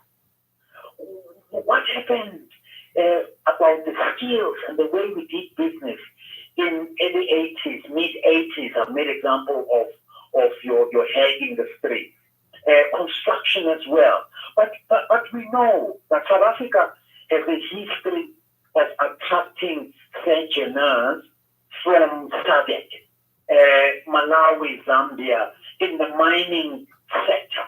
That has been a trend for so many years.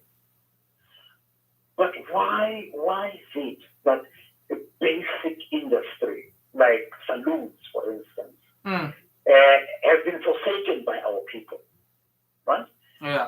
And then, of course, there is the direct access to the country that in some instances is marred by corrupt practices, which at some stage was entitled to be or affectionately known as horror affairs because of the administrative mess that was associated with that ministry. And people found themselves here. And what did they do? They infiltrated areas where our very own people started to experience some measure of disillusionment because that promised land dream of owning a BMW and putting on a tie without qualifications became a reality that was a fallacy. Interesting. 41 after 4. Prof, bear with us. If I'm listening context in what your views are, what would you say should be my takeaway from this discussion? South Africans must learn to fold their arms. Yeah. And get their hands dirty. I'm not by default saying South Africans are lazy. I'm not saying that. I'm asking South Africans, especially the youth. We are now officially sitting at 30.1% unemployment. And of that, the greater percentage lies in youth unemployment. We have skills in this country in the area of agriculture. We need to respond to food security demands. And yet you have a young generation of boys and girls who can be future producers of not only food for South Africa, food for the continent and food for the world.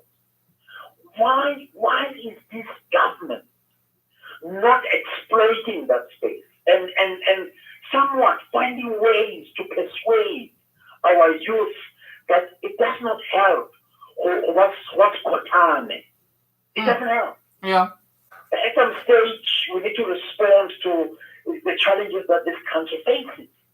And the monster, call it the elephant in the room, is the youth unemployment. How do we deal with that? And are we in a position to adjust and improve our educational system to make sure that the skills that are produced in that space are able to respond to the industry demands? We spoke about these issues. But here lies the problem with our government. Great at putting black and white policies on the table. Thirdly, without implementation strategies and visionaries on the ground to drive such strategies has become short of bankruptcy. Interesting. 43 after. This mentality of Skotani is not just in young people. It's there as well, I think, entrenched in Litakitsaha Prof. How do we deal with that from that point? And my question as well is that this view, the minister, is it from a political point of view? Did he speak to his comrades about it? Or it's just him looking at it from a principal point of view? And what happens to other sectors that people are not being mindful of, like soccer? There's a lot of foreign of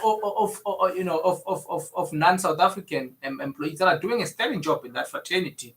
The sportsmen,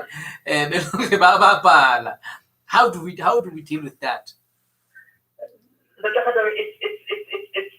an African problem, Let me take you back to the first visit by the Ugandan president, Yoweri Museveni, to the South African parliament, and he expressed this analogy. A black person owns a cow. In the middle of the night, it makes noise. He wakes up in the morning. The first thing he does is to kill the cow because it disturbs him in his sleep, forgetting that it is the very same cow that must give him milk. This is a danger that we experience, especially as you rightly put it in your question to say, what is my generation experiencing and going through? Yeah. A guy gets a tender today. He takes the certificate, he goes to Mercedes-Benz, and he doesn't understand this marriage that's between your so-called tenderpreneurs and the German brand. There's a problem somewhere. Yeah. The guy is given a car. He hasn't even started delivering on the tender. He hasn't even started paying the workers their fair salaries. Right? He's owning a Mercedes-Benz. He has probably made an offer of purchase of a huge house or a big stand somewhere in the suburban area. But you have not delivered. I said this earlier on. Why are we failing to take cue from the Chinese model? Although imbued in some kind of corrupt practices there and the suppression of liberties and freedoms. But when the Chinese speak about meritocracy, we should all as a world step back and begin to understand that when we give Radebe the tender, we expect him to deliver on quality and on time.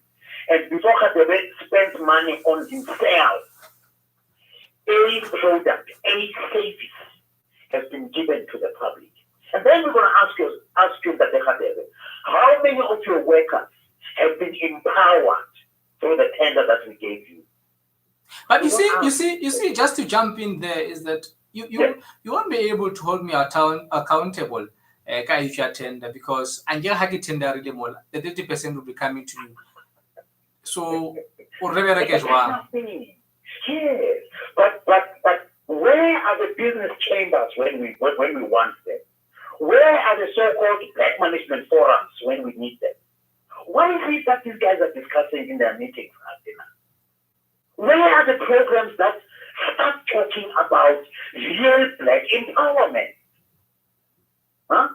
In passing, I had a very interesting conversation last night with my cousin who said, I want to sweat for my money. I don't want to go for these tenders. Today, I can make 200 there, 300 there, 400,000 there. It's fine. And I don't have to drive a Porsche to tell the whole world that I'm making it. Fast forward, we're on lockdown. The very same guy who drives a Porsche doesn't have a home, but has a house. Listen to me. Doesn't have a home, but has a house. In short, this person does not even have office furniture on queue. Because he put his money where? In assets that do not bring back return in investment. It's used to Friday, Saturday, Sunday, going to the pub. That has always been his house and not a home. Then we have a moral issue here. Yeah. Because rightfully they are worried about unemployment. for flow. We worried about lockdown level 1, so that we can go back to drying, we can go back to wearing those white garments. Mara re tla It's a problem that we each time I go out there and I engage public officials and I'm training them, one of the first questions I ask is, how many colors are there in the national? These are public officials. These are people who must defend you and me and say, we are here to serve. Where is patriotism when we need it most? It's not there. So there is this attitude, the whole someone. Let's call it the last attitude. If I can't have meals, I'll simply pick up the phone. Me 200, man. There's no food here. It can't be like that. There's this illusion, this fallacy. We have arrived. Mandela's land of honey and bread and salt and water is here. Forget about those who perhaps would feel the bite of poverty somewhere in a shanty town, who today are expected to observe the COVID-19 regulations such as social distancing. We don't know where their next meal will come from. We need a serious national dialogue in this country. We need a rethink, a total revolution, socially, politically, economically. Something has gone wrong in the last 25 years, and we've got to address the elephant in the room. Without being philosophical, yeah? Plans to get us back on track. The Tito Mboweni will say all those state-owned enterprises that are a burden to the taxpayer fail. Restructure the economy. Wait until it gets to the alliance, then you'll be reminded of Marxism. We need solutions. We don't need political debate. We need solutions. Our problems are many. But at the heart of it, it's also a leadership issue. Before I let you go, quickly on the taxi industry. It's a mess. You know, when I started my PhD, my focus was on public transport and urban regeneration, and I focused on the Greater Gauteng area, seeing that as your economic hub of the country, it's more likely to lead in the process of improving public transport and, of course, gentrification through urban regeneration. And somewhere in my research, I discovered that sometimes politics can be a poison chalice.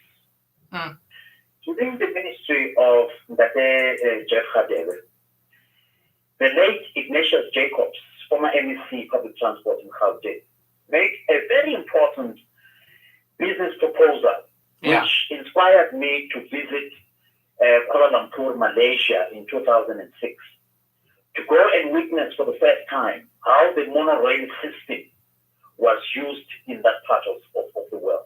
And I was impressed. I then realized, we have this little technology, right?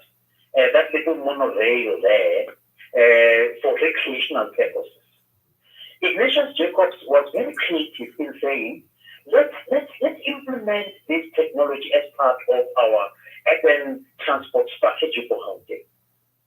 So for the business plan, proposed that your breads will be the hub in terms of supplying of parts and support services. So Sowetan in particular will spend about 10 rand in 10 tickets from Soweto to the city center. The whole thing landed on Jeff Radebe's desk, and it was kicked out. Why? Because there was a need politically to establish a relationship between government / ANC and Santaco. And in the end, Santaco was given 54% stake in the Johannesburg BRT system. So please. Let us ask ourselves fundamental questions. What happened to the marriage? What happened to the marriage? Well, the first point of departure should have been, what do we do with this taxi industry? How do we support them to restructure? And it can't be a once-off thing, so that we can avoid taxi violence, so that they are better equipped to make sure that they modernize this industry. Yeah. We have failed. We have failed. I remember the current minister of police, I was with him, I sat next to him during the first ever annual Women in Transport Conference at Tshwane. And he stood up and said, as a country, let us accept that the taxi industry is the black sheep of black business in this country. And until we come up with serious structural change, serious. Somewhere in Pretoria, more social movement or Mamelodi, there's a widow who took over taxis of a deceased husband. Yeah. She has never been trained to take over. Yeah. These are some of the things that they highlighted in that conference.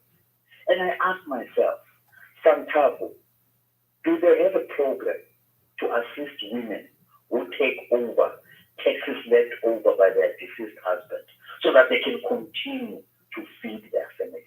But there are so many questions around the bad management of the taxi industry, particularly as is in the hands of our black brothers and sisters. A quick one. Bridget Mokete Radebe on the Botswana saga says that she fears for her life. Now, a South African businesswoman, Bridget Mokete, still fears for her life after South African banks cleared her name in a saga involving allegations that she illicitly funded money to Botswana to effect regime change. But furthermore, on just this story, now, despite a statement from the Botswana government that President Cyril Ramaphosa had sent Intelligence Minister Yanda Dlodlo as his envoy to Gaborone, it appears that the trip has been called off. Now, the Botswana government said in a statement just on Monday that President Mokgweetsi Masisi would meet with Dlodlo yesterday afternoon, but the statement was further posted on Masisi's official page. However, prior to the confirmation by the Botswana government, Ramaphosa spokesperson Kuselo Tiko denied that an envoy had been appointed, and that the president has not and has no intention of appointing an envoy to Botswana in relation to the case involving Bridget Radebe. Now, Tiko says that no minister has been tasked to deal with that matter specifically. This requires a political solution, isn't it?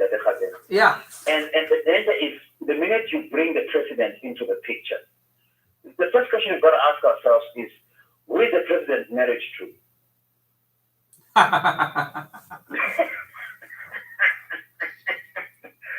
So why not seek a diplomatic political solution to this mess?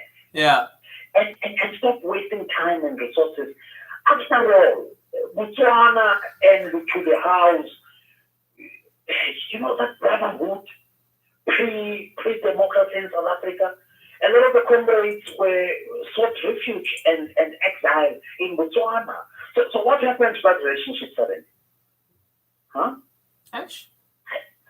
Hey, some things require just basic common sense. It doesn't require media fanfare and some kind of uncontrolled excitement, which unfortunately will not yield concrete results. Yeah. This is diplomatic. It's not a diplomatic crisis. It's a diplomatic misunderstanding. Get the two houses in order. Let them talk over these things so that we can go on with our lives. There are important, serious problems to solve on both fronts.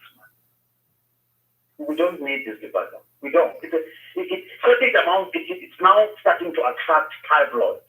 Yeah. One moment you hear that the Bulldog tackled this issue. We don't know how true or how false this is. We don't know what the intentions of the Botswana government is all about. But surely They could have sent an envoy to perhaps to Madamela, the son-in-law, to say, hey man, outside of any possible conflict of interest, can we look at this issue from a political level and perhaps come up with an administrative solution as much as it may be imbued within the political space? This can be resolved. This is not a big issue. So that we can attend to other pressing matters of how to resuscitate this economy, how we respond to the spread and transmission of COVID-19 and poverty issues and all other serious matters. Let's renew vows between the two countries and move on. And where there's an element of criminality based on prima facie evidence, surely the rule of law must take its course. Interesting. This is where we leave it, Prof. Thank you so much for speaking to us. May you have a great afternoon, sir. Everybody, good afternoon to you. That is Professor Piri Hanyane. 5 o'clock on top of the hour. We're going to play one song. This one is by Sitelo featuring Sky Wonder. The title of the song, it's Forever. When we come back, we speak to Khabu Morefi. He's the National Secretary General of the Young Communist League of South Africa. We continue this discussion around unemployment. But before that, we take a quick break. All hits, all day, and it's all yours.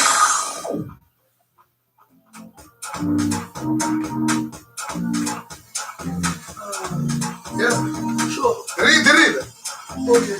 But I want to leave. I know. Oh, I so. Yeah. Okay, right up. But a woman in what? Women and children.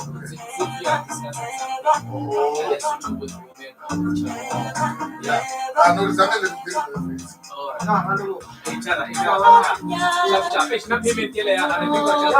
So, for the flash,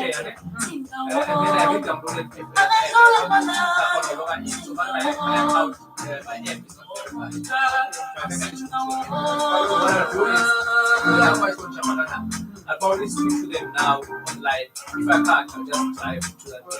Yeah. Okay.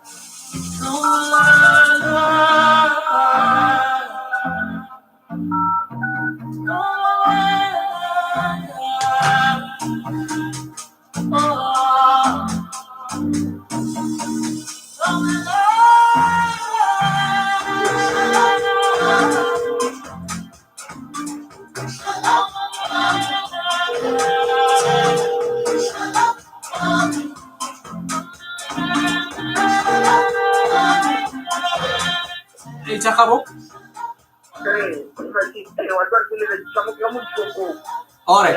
Ngana ka phone la ko. Okay, patela ka phone la after ka phone la ka 10 past. Sharp. The kind of love that lasts forever.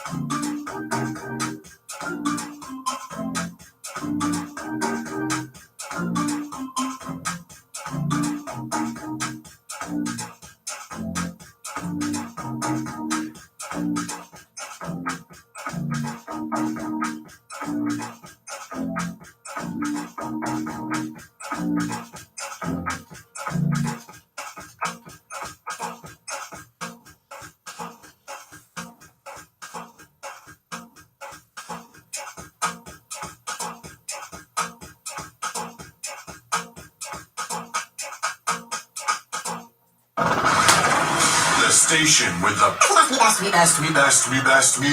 best music. I love the music. Best music. Your station, your music.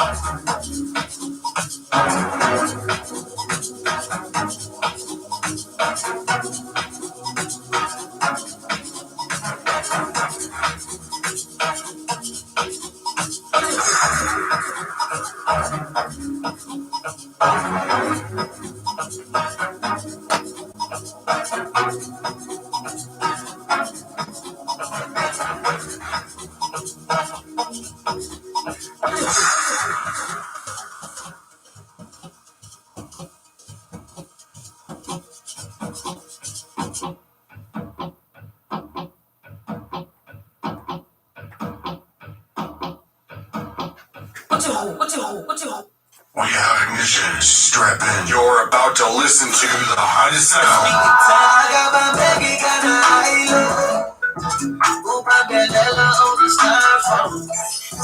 In your face. What I say, put them things in the air. What I say, put them things. Hot.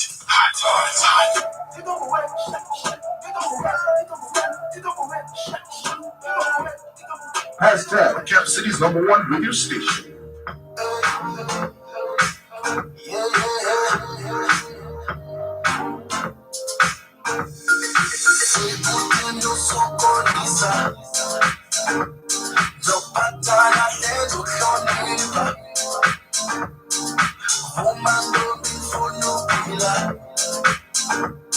You're only for me, you're a giver.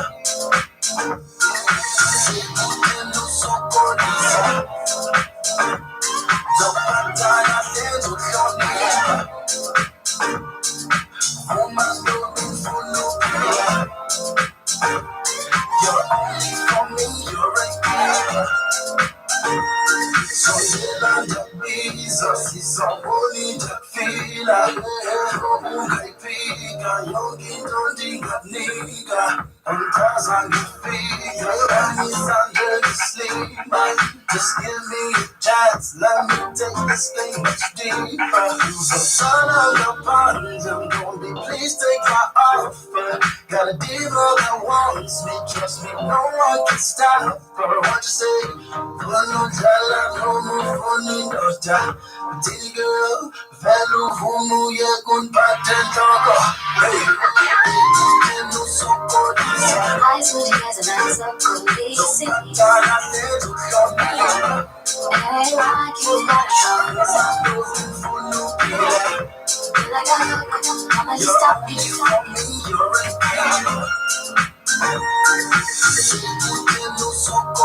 Eyes with you guys and eyes up police. It ain't like you got a choice.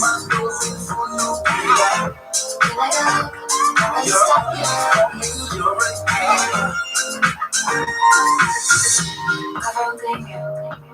He wants me to believe that he's ready. I mean, so he says why he's hard property. Like, let's take a twist. Nango bees will turn like divas. So darling, I'm a darling. Easy come, easy go. Make them like me no more. I can't tell me later. Dear, don't make me later. Dear, I'm about to put you right. So don't sell me dreams no more. Give me all you love. Eyes with you as an eyes of police. Hey, like you got a choice. Like I'ma just stop you.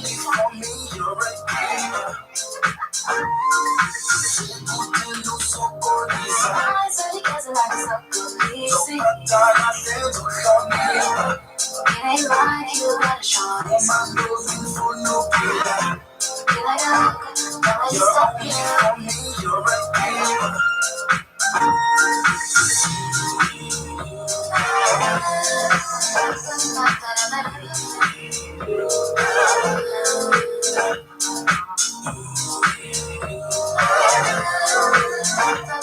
Ito braka.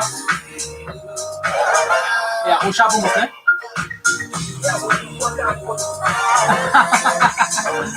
Economy, unemployment. Le issues da pratico torna a prara cioè South Africans. Yeah. Alright. Stay on the line.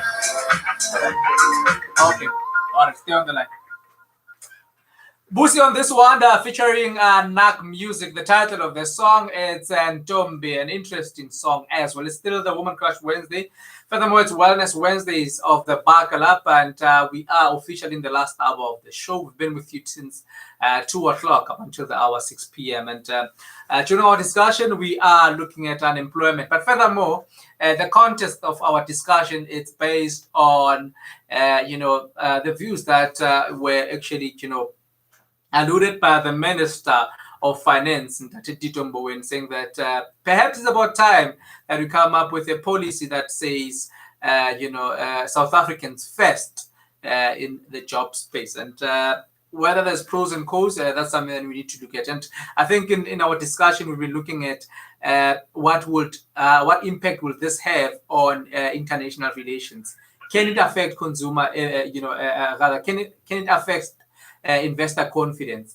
Are South Africans people appetited with some of the jobs that are done by foreign nationals?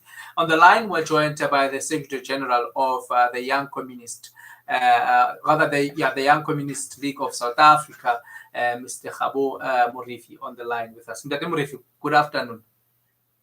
Good afternoon. Let me correct. I'm the provincial secretary of the Young Communist League, not the Secretary General. Oh, the provincial secretary.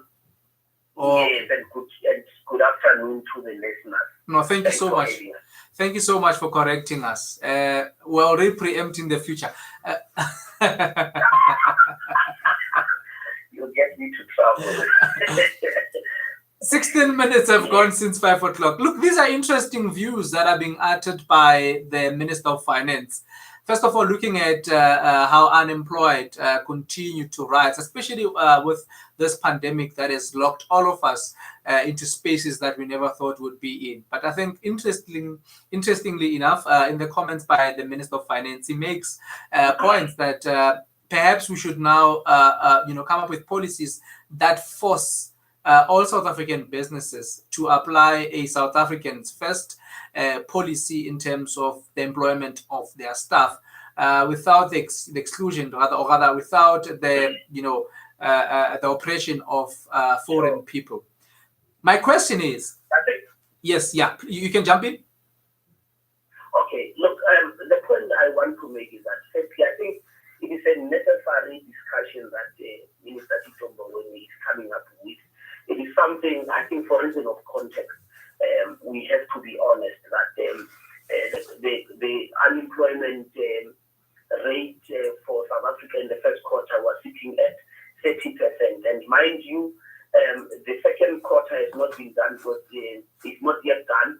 But the reality of the matter, we know that unemployment in the first quarter was sitting at 30%, and majority of that 30% is young people. So it is something that should really concern us. And that what about the second quarter, where it was being hit hard by the pandemic, and we know that chances are that unemployment rates might go as far as 40%, which in the main is going to affect young people. It is something that I think Minister Mboweni is quite correct to say, let's have a discussion. I might not necessarily agree entirely with what you are saying, but you are raising an important point that look, in 1990, when he came into the country, people were working in restaurants predominantly. Things don't change. I think the point he was making, foreigners are now in the country, they are doing the work that South Africans can do. I think in the main, just about saying, how do we reconfigure the economy in such a way that we prioritize our people first? To say, look, it can't be, if South Africans are not interested in restaurants, it must be that there's something that is happening, that is making our people not to, to be interested in working in restaurants. Can't we regulate that space in a manner that encourages participation of South Africans? And in the main, what makes people not to be interested is the exploitation that is taking, that is happening there. It is something that is deeply concerning. So we've got to reflect about this thing and say, in the main, how do we encourage our own South Africans to participate in retail space, in restaurants, and not only that, to say this thing about jobs, we've got to really come and debate it. I mean, the pandemic has taught us that can be done. I mean, I was discussing with the Director General of the Public Service Commission the other day. I was just saying to him, look at the salary press of government. Government is, is financially strained, and yet you are paying people a lot of money. How about you enter into a discussion with the union to do work? I mean, some people don't have to come to work, and in a way you negotiate with them, cut salary or whatever, come up with measures so that you are able to add more people into the salary wage without necessarily, having to overstrain, the fiscal further. So it is something I think we've got to really look into and reflect, going forward on this thing of jobs and every other intervention that Minister Mboweni was also talking about. Now, on a more political, sense, we know relations that South Africa has with numerous other countries, and there's always been a position, from various people that, one of the fears that South Africa, maybe not just in SADC, but in Africa largely, and Europe, because sometimes when we speak about foreign nationals, people are quick to think that we're just speaking about Batho ba berekang at the restaurants, but we do have, various organizations that have got European-based, foreigners. We've got, organizations that where you'd find that in the main, let's say the Chinese people, for instance. So those are also part of the foreigners. I mean, if you look at the football fraternity, for the longest, you find that these big teams wouldn't employ local coaches, and I think SAFA even came with an option of saying that the nationality of players within the field must be of a certain number, South Africa. So I want us to look at it from that point on. But the other question that I wanted to pose to you is before you move further. Yeah. I think let's not shy away from this discussion. Yeah. A couple of days ago, I've seen media reports stating that the Nigerian President Buhari, has put in place a legislation that prioritizes Nigerians in Nigeria in doing work. So meaning if there are job opportunities, firstly, we have got to check if Nigerians can do such work. And if they can do that, before you can prioritize foreign nationals, prioritize your own. I think in the main, it is not xenophobic. It is just saying, we've got to look at those that are here. I mean, the inequality that is widening, the social crisis of unemployment, poverty, are some of the things that if we don't come up with such initiatives, and one of the fundamental challenges that we have, Mokete, is that we've become too conventional, particularly those of us who are organized in political parties.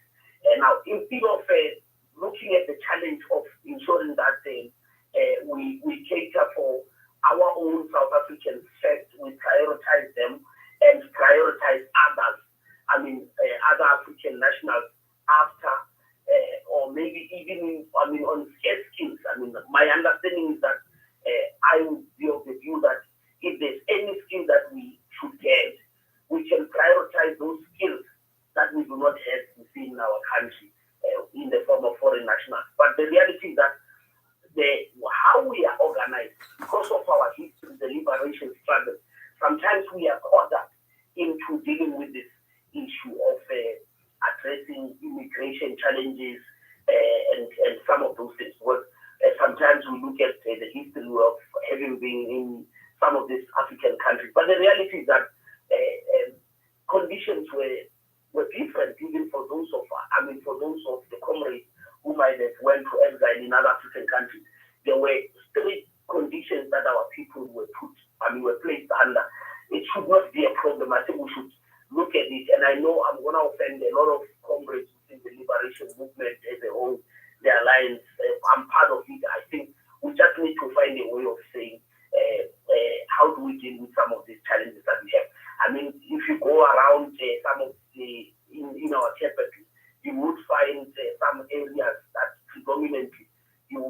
even see a South African residing in that area. It is a sign of a challenge of not dealing adequately with the immigration issues.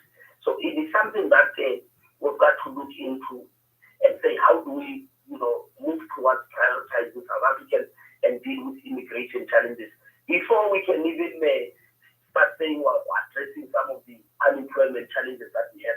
We've got to tighten immigration processes and ensure that our people are prioritized. I think it is a fair argument to submit. Okay. Interesting views. 25 minutes after 5 o'clock, Mr. Khabumurith is speaking to us on the line. Ribuaka issue on employment and the views that were, that were uttered by the Minister of Finance, that the Tito Mboweni, saying that we must prioritize locals in terms of the employment space. On socialization now, Khabo, I want to bring to you, I think, a phenomenon that you're quite aware of, the Somalian shops that we've seen in our local communities. And in this regard, I want us to speak to now the responsibility or the conduct of community members as well in supporting local businesses. Now, the Somalians have arrived in spaces like townships and infiltrated the township economy right before South Africans, and that led to the demise of South African owned shops collapsing and the likes. And obviously, government cannot be highly blamed in that regard. It is communities as well that seemingly have, I don't know, for one reason or the other, have not,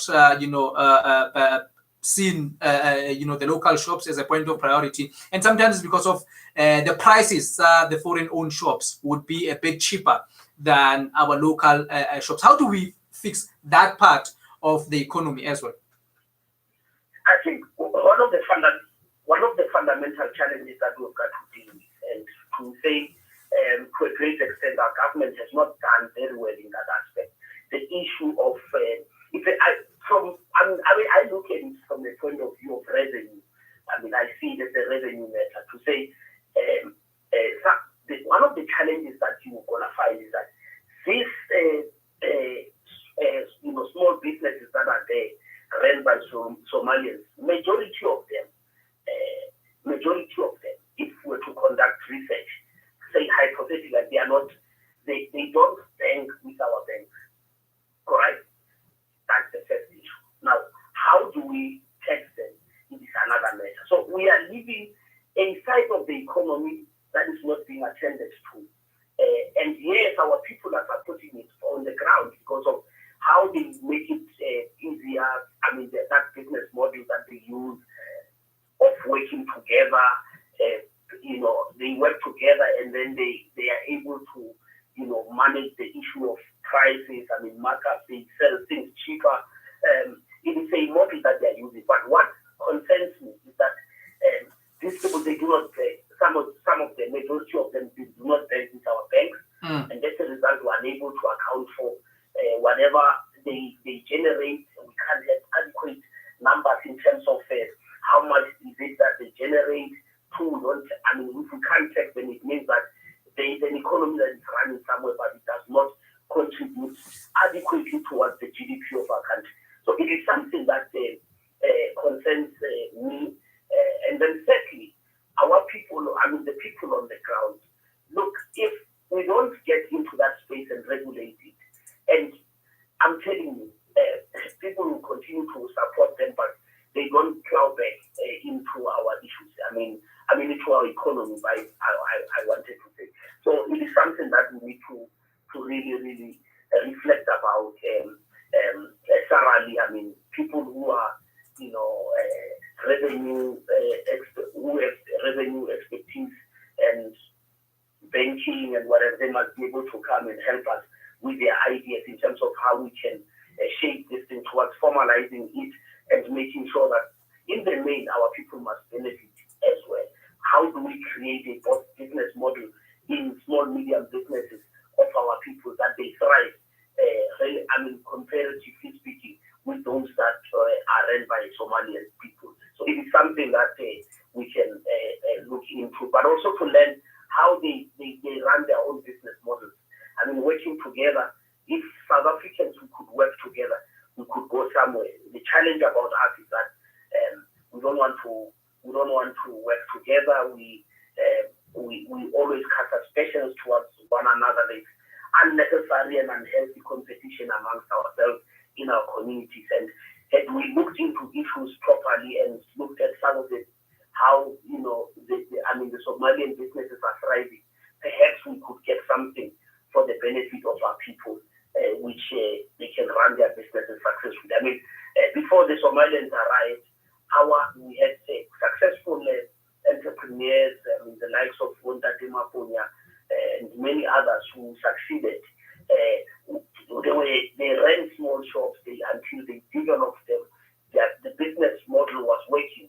Why all of a sudden, with the advent of democracy, and now we've allowed people into our country, and all of a sudden we can't run these shops? There's something wrong.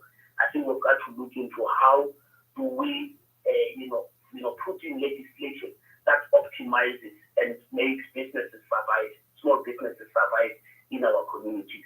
And the other people are a contributor of some of the challenges that we have. Instead of supporting small business, people now all of a sudden they no longer go to the spaza shop. They have ShopRite, which is a big monopoly in the area. They go there and get things cheaper there because the cost of doing business for a small, medium person is not the same as the one of ShopRite. They are a big corporate, they're a monopoly. Probably they don't have to pay rentals and whatever. Our people are leasing areas of businesses, and it's something, instead of making money, they're paying high prices for rentals, and in a way it makes their prices to be higher than those of established entities like ShopRite, Pick and Pay, Spy, and etc. So it is some of the things that Mokete, we have to look at them and see how can we better assist our people and government putting measures that regulate small medium business. And I think the minister Tshwane is also trying to come into the space and help in this regard. So we've got to really reflect about it going forward. 32 after 5 o'clock, Mr. Mokete. Before I let you go, sir, I think you've really taken us through quite a number of things pertaining to this discussion. Now, at the center of the discussion, because I think our belief is that it is not those that are before us that need to start this discussion. It is us, the young people, who need to start having these discussions because indeed we are the current and the future. Now, in the processes of really reaching the ultimate goal of making sure that the crisis of unemployment, particularly among young people and graduates in particular, in starting the discussion and the processes, where do we start, and what kind of factors should we have in place? Because there's a tendency sometimes of many other young people thinking that if they are not in the more focused politics, then they are not allowed to be, their voices cannot be heard louder in spaces where policy conversations are needed. So centered to the discussion, what are some of the factors that we need to actually think of, and where do we start from here? I think the first thing is our education system. I think we've got to really reflect deeply about our education. I mean, we have a lot of graduates, but I can tell you now, we don't have enough plumbers, we don't have enough artisans, and even in countries like Germany and many others that are successful, at the epicenter of their success was artisans, it was in manufacturing. I mean, those were the skills that anchored the economy. Now, in our country, I can tell you, at Tshwane University of Technology, you are likely going to find a lot of young people who are doing human resource.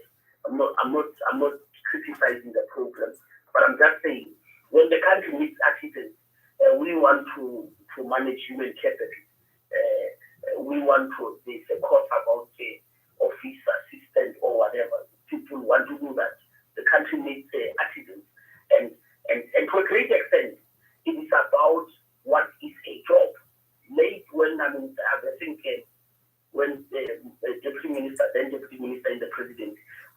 Manamela was, we were busy discussing the youth policy, national youth policy. One of the things that it indicated was the question of what is a job. Like young people, okay, they don't want merego para the work suit. Yeah. The work suit to the boots. You see, those that are artisans, plumbers, and whatever. I mean, they have to, it's protective equipment for the industry. But such things are seen as if they are backward, and that is where we have got to change the mentality of the people. Also, I want to work suit or when you see that thing, you associate the stereotype of a person not being learned and stuff like that. It's not correct. I think we have to start there. Give people, if we have a national development, we have the national development plan, it sets fundamental objectives that we need to achieve for our country by 2030. One of the things that we've got to do is to link our education to the plans of our country. So when we do curriculum, our curriculums in universities, they must speak to the agenda that the country is making, or to do. Because a university should be, it should be an incubator of what we need to help, society resolve the challenges. Now, if we want to have industrialize the country, we want to look at what are the sort of skills that we need for that. You can't have Mori who's a public administrator, who's done public management, and encouraging many people to do that. If we are taking a direction of industrializing, we've got to look at the skills, engineering, various components of engineering that we've got to invest into. And in that way, we'll be responding directly to what the objectives of that way we have set for ourselves, because we have adopted the National Development Plan. That is our plan for the country. So we must do everything to give that, to give support towards achieving those goals. So our universities must play a role to, in a way, change and help us in universities, in schools, to change the mindset of people, the psyche of people, to view things like, such skills as important in society. In the past, where I come from, in the village, in Limpopo, if you were a teacher, you were a serious person in society, you were respected. People, and to a great extent, if you go everywhere, teachers are still respected because of the work that they do. Now, can't we infuse some of that mentality, artisan, make people aware that this is an important skill that we need? Whenever you see an engineer, you must have, self-pride, because Germany and many other countries in the West, have made it because of some of these skills. Now, we can do it if we change our mindset. And I believe South Africa has a potential. The other challenge of us young people is that we want to be invited. You say, no, there's something, young people will say, but why are we not called? We don't have to be called. We must make our agenda head. People must know that we are there. We push them about it before Baruija. Correct. We don't know what you are discussing, but we want to be part of this thing. Indeed. What we need to do. No, we invite ourselves in wrong places. Indeed, my brother. You and I know them. 39 minutes after 5 o'clock. How think is an issue, how is that when we have these discussions, we are not honest in our approach. We say things that sound right, but they are not really helping us. And I'm thankful that we're able to be honest and look at things for what they are, so that we can really have a way forward that is progressive. Thank you so much, my brother. Appreciate it, and thank you for the opportunity. Thank you. May you have a great evening with your family. Thank you so much. Thank you. That is Ndate Khabu Murithi speaking to us. The one thing that I like about political figures like Bokhabu is that they are educated as well. And in that form of education, they're also real, realistic rather to the real issues that are facing our society. the biggest mistake we can make, towards the youth of this country and the community of this country is to shy away from saying things for what they are. Sometimes there's nothing wrong with saying that certain, qualifications have been, done too much to an extent that in the future we might find difficulties. And look, there's nothing wrong with appreciating the fact that there's scarce skills, because we cannot start the discussion of prioritizing locals when the skills that are needed for the country at that moment are not here. That's an issue, and we need to work on it. 41 minutes after 5. Thank you so much for having joined us. We're going to go back to the music before we wrap up the show. Now, 012-382-4936. That's 012-382-493.6.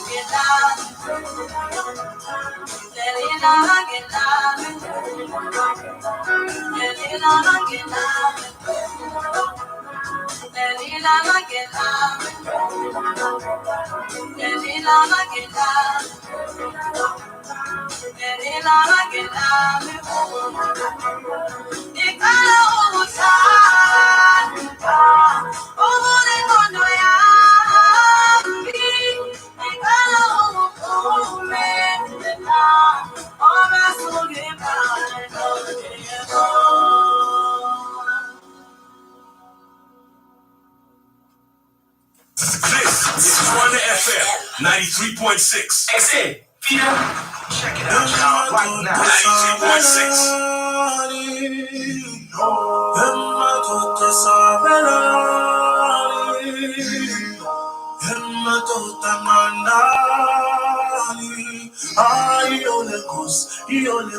City Lagos, Emma Sabelani, Emma Sabelani,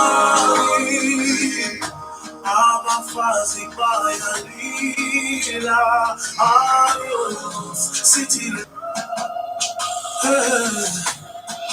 Jatangaza Kosi,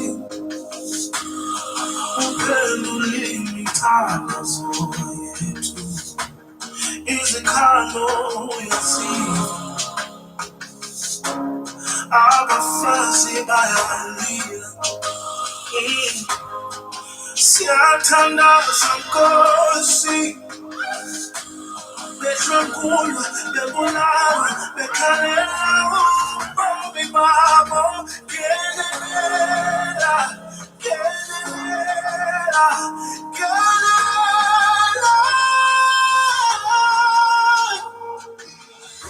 Emma Mamelani, Emma Manani, Ayos, City Lagos, Emma Sabelani, Emma Sabelani, Emma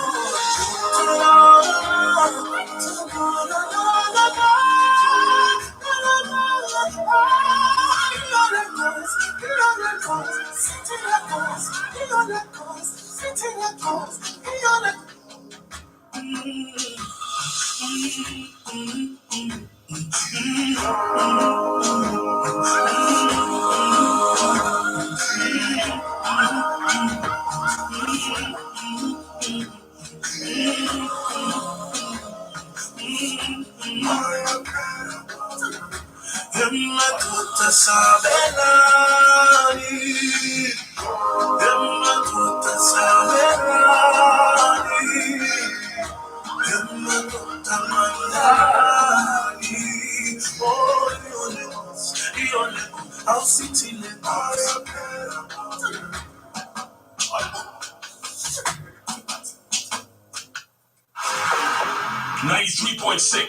This your boy Drake. #1 music station. Looks on your ways, always playing on. 93.6. Hot new music. Just like fire. What's up? This is Pink. Tshwane. I know that I'm running out of time. Just like fire.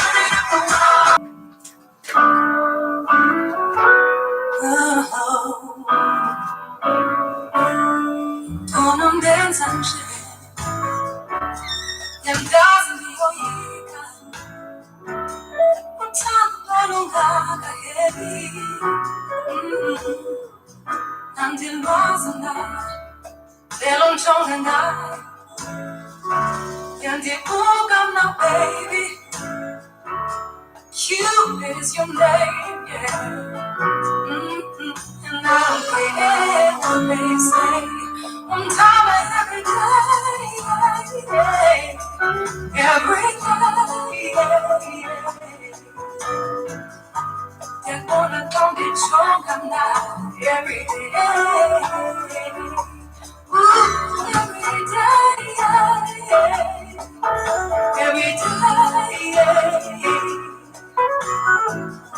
And you look at my baby every day. I love the way you love me. I love the way you love me. I love the way you love me. Ooh.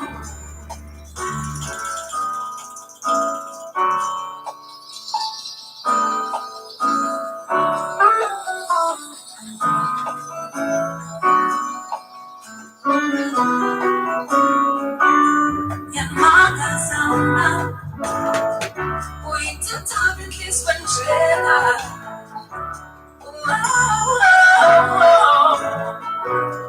I've never seen a love like this before. I'm tired of cool. I'm gonna sit there. I'm gonna sit down. I'm gonna sit and sit down. I'm gonna get down, baby. Every day. Every day. Never seen a love like this before.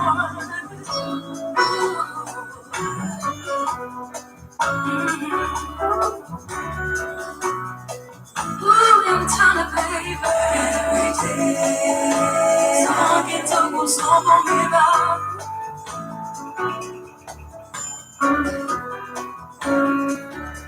I love the way you love me. I love the way you love me. I love the way you love me.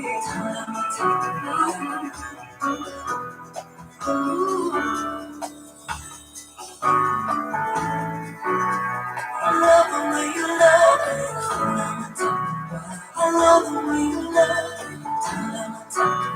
I love the way you love me.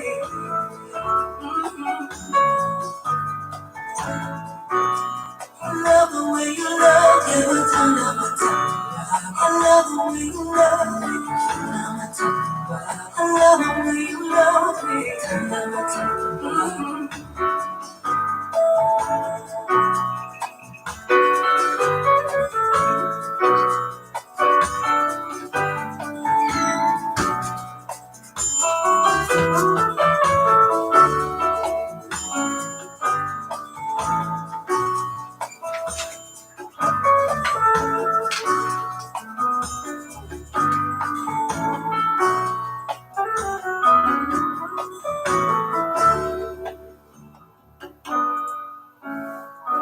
This one is titled Uyandithanda, and it's by none other than Zonke Dikana.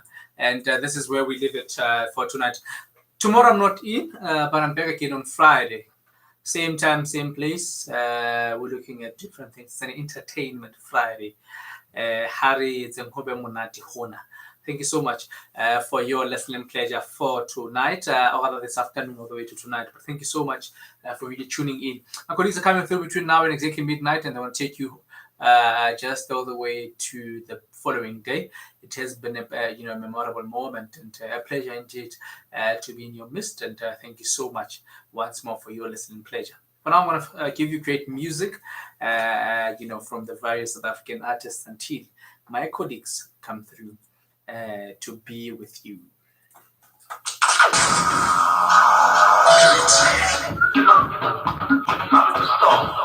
I should be put anything bad. What I'm put up a thing.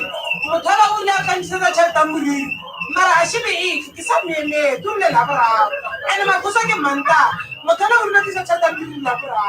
What's I mean? I get to open it again. Maraban, when I look at Muscat, Eropunya Fusakai, you can get a I don't know if I know. Oh my gosh. mafuta ke a ratela gore banna ba teng ba mo mafusong ba re rekela bjana ebile ba re fosa pila isao. Tshwane FM, the mother of all radio stations.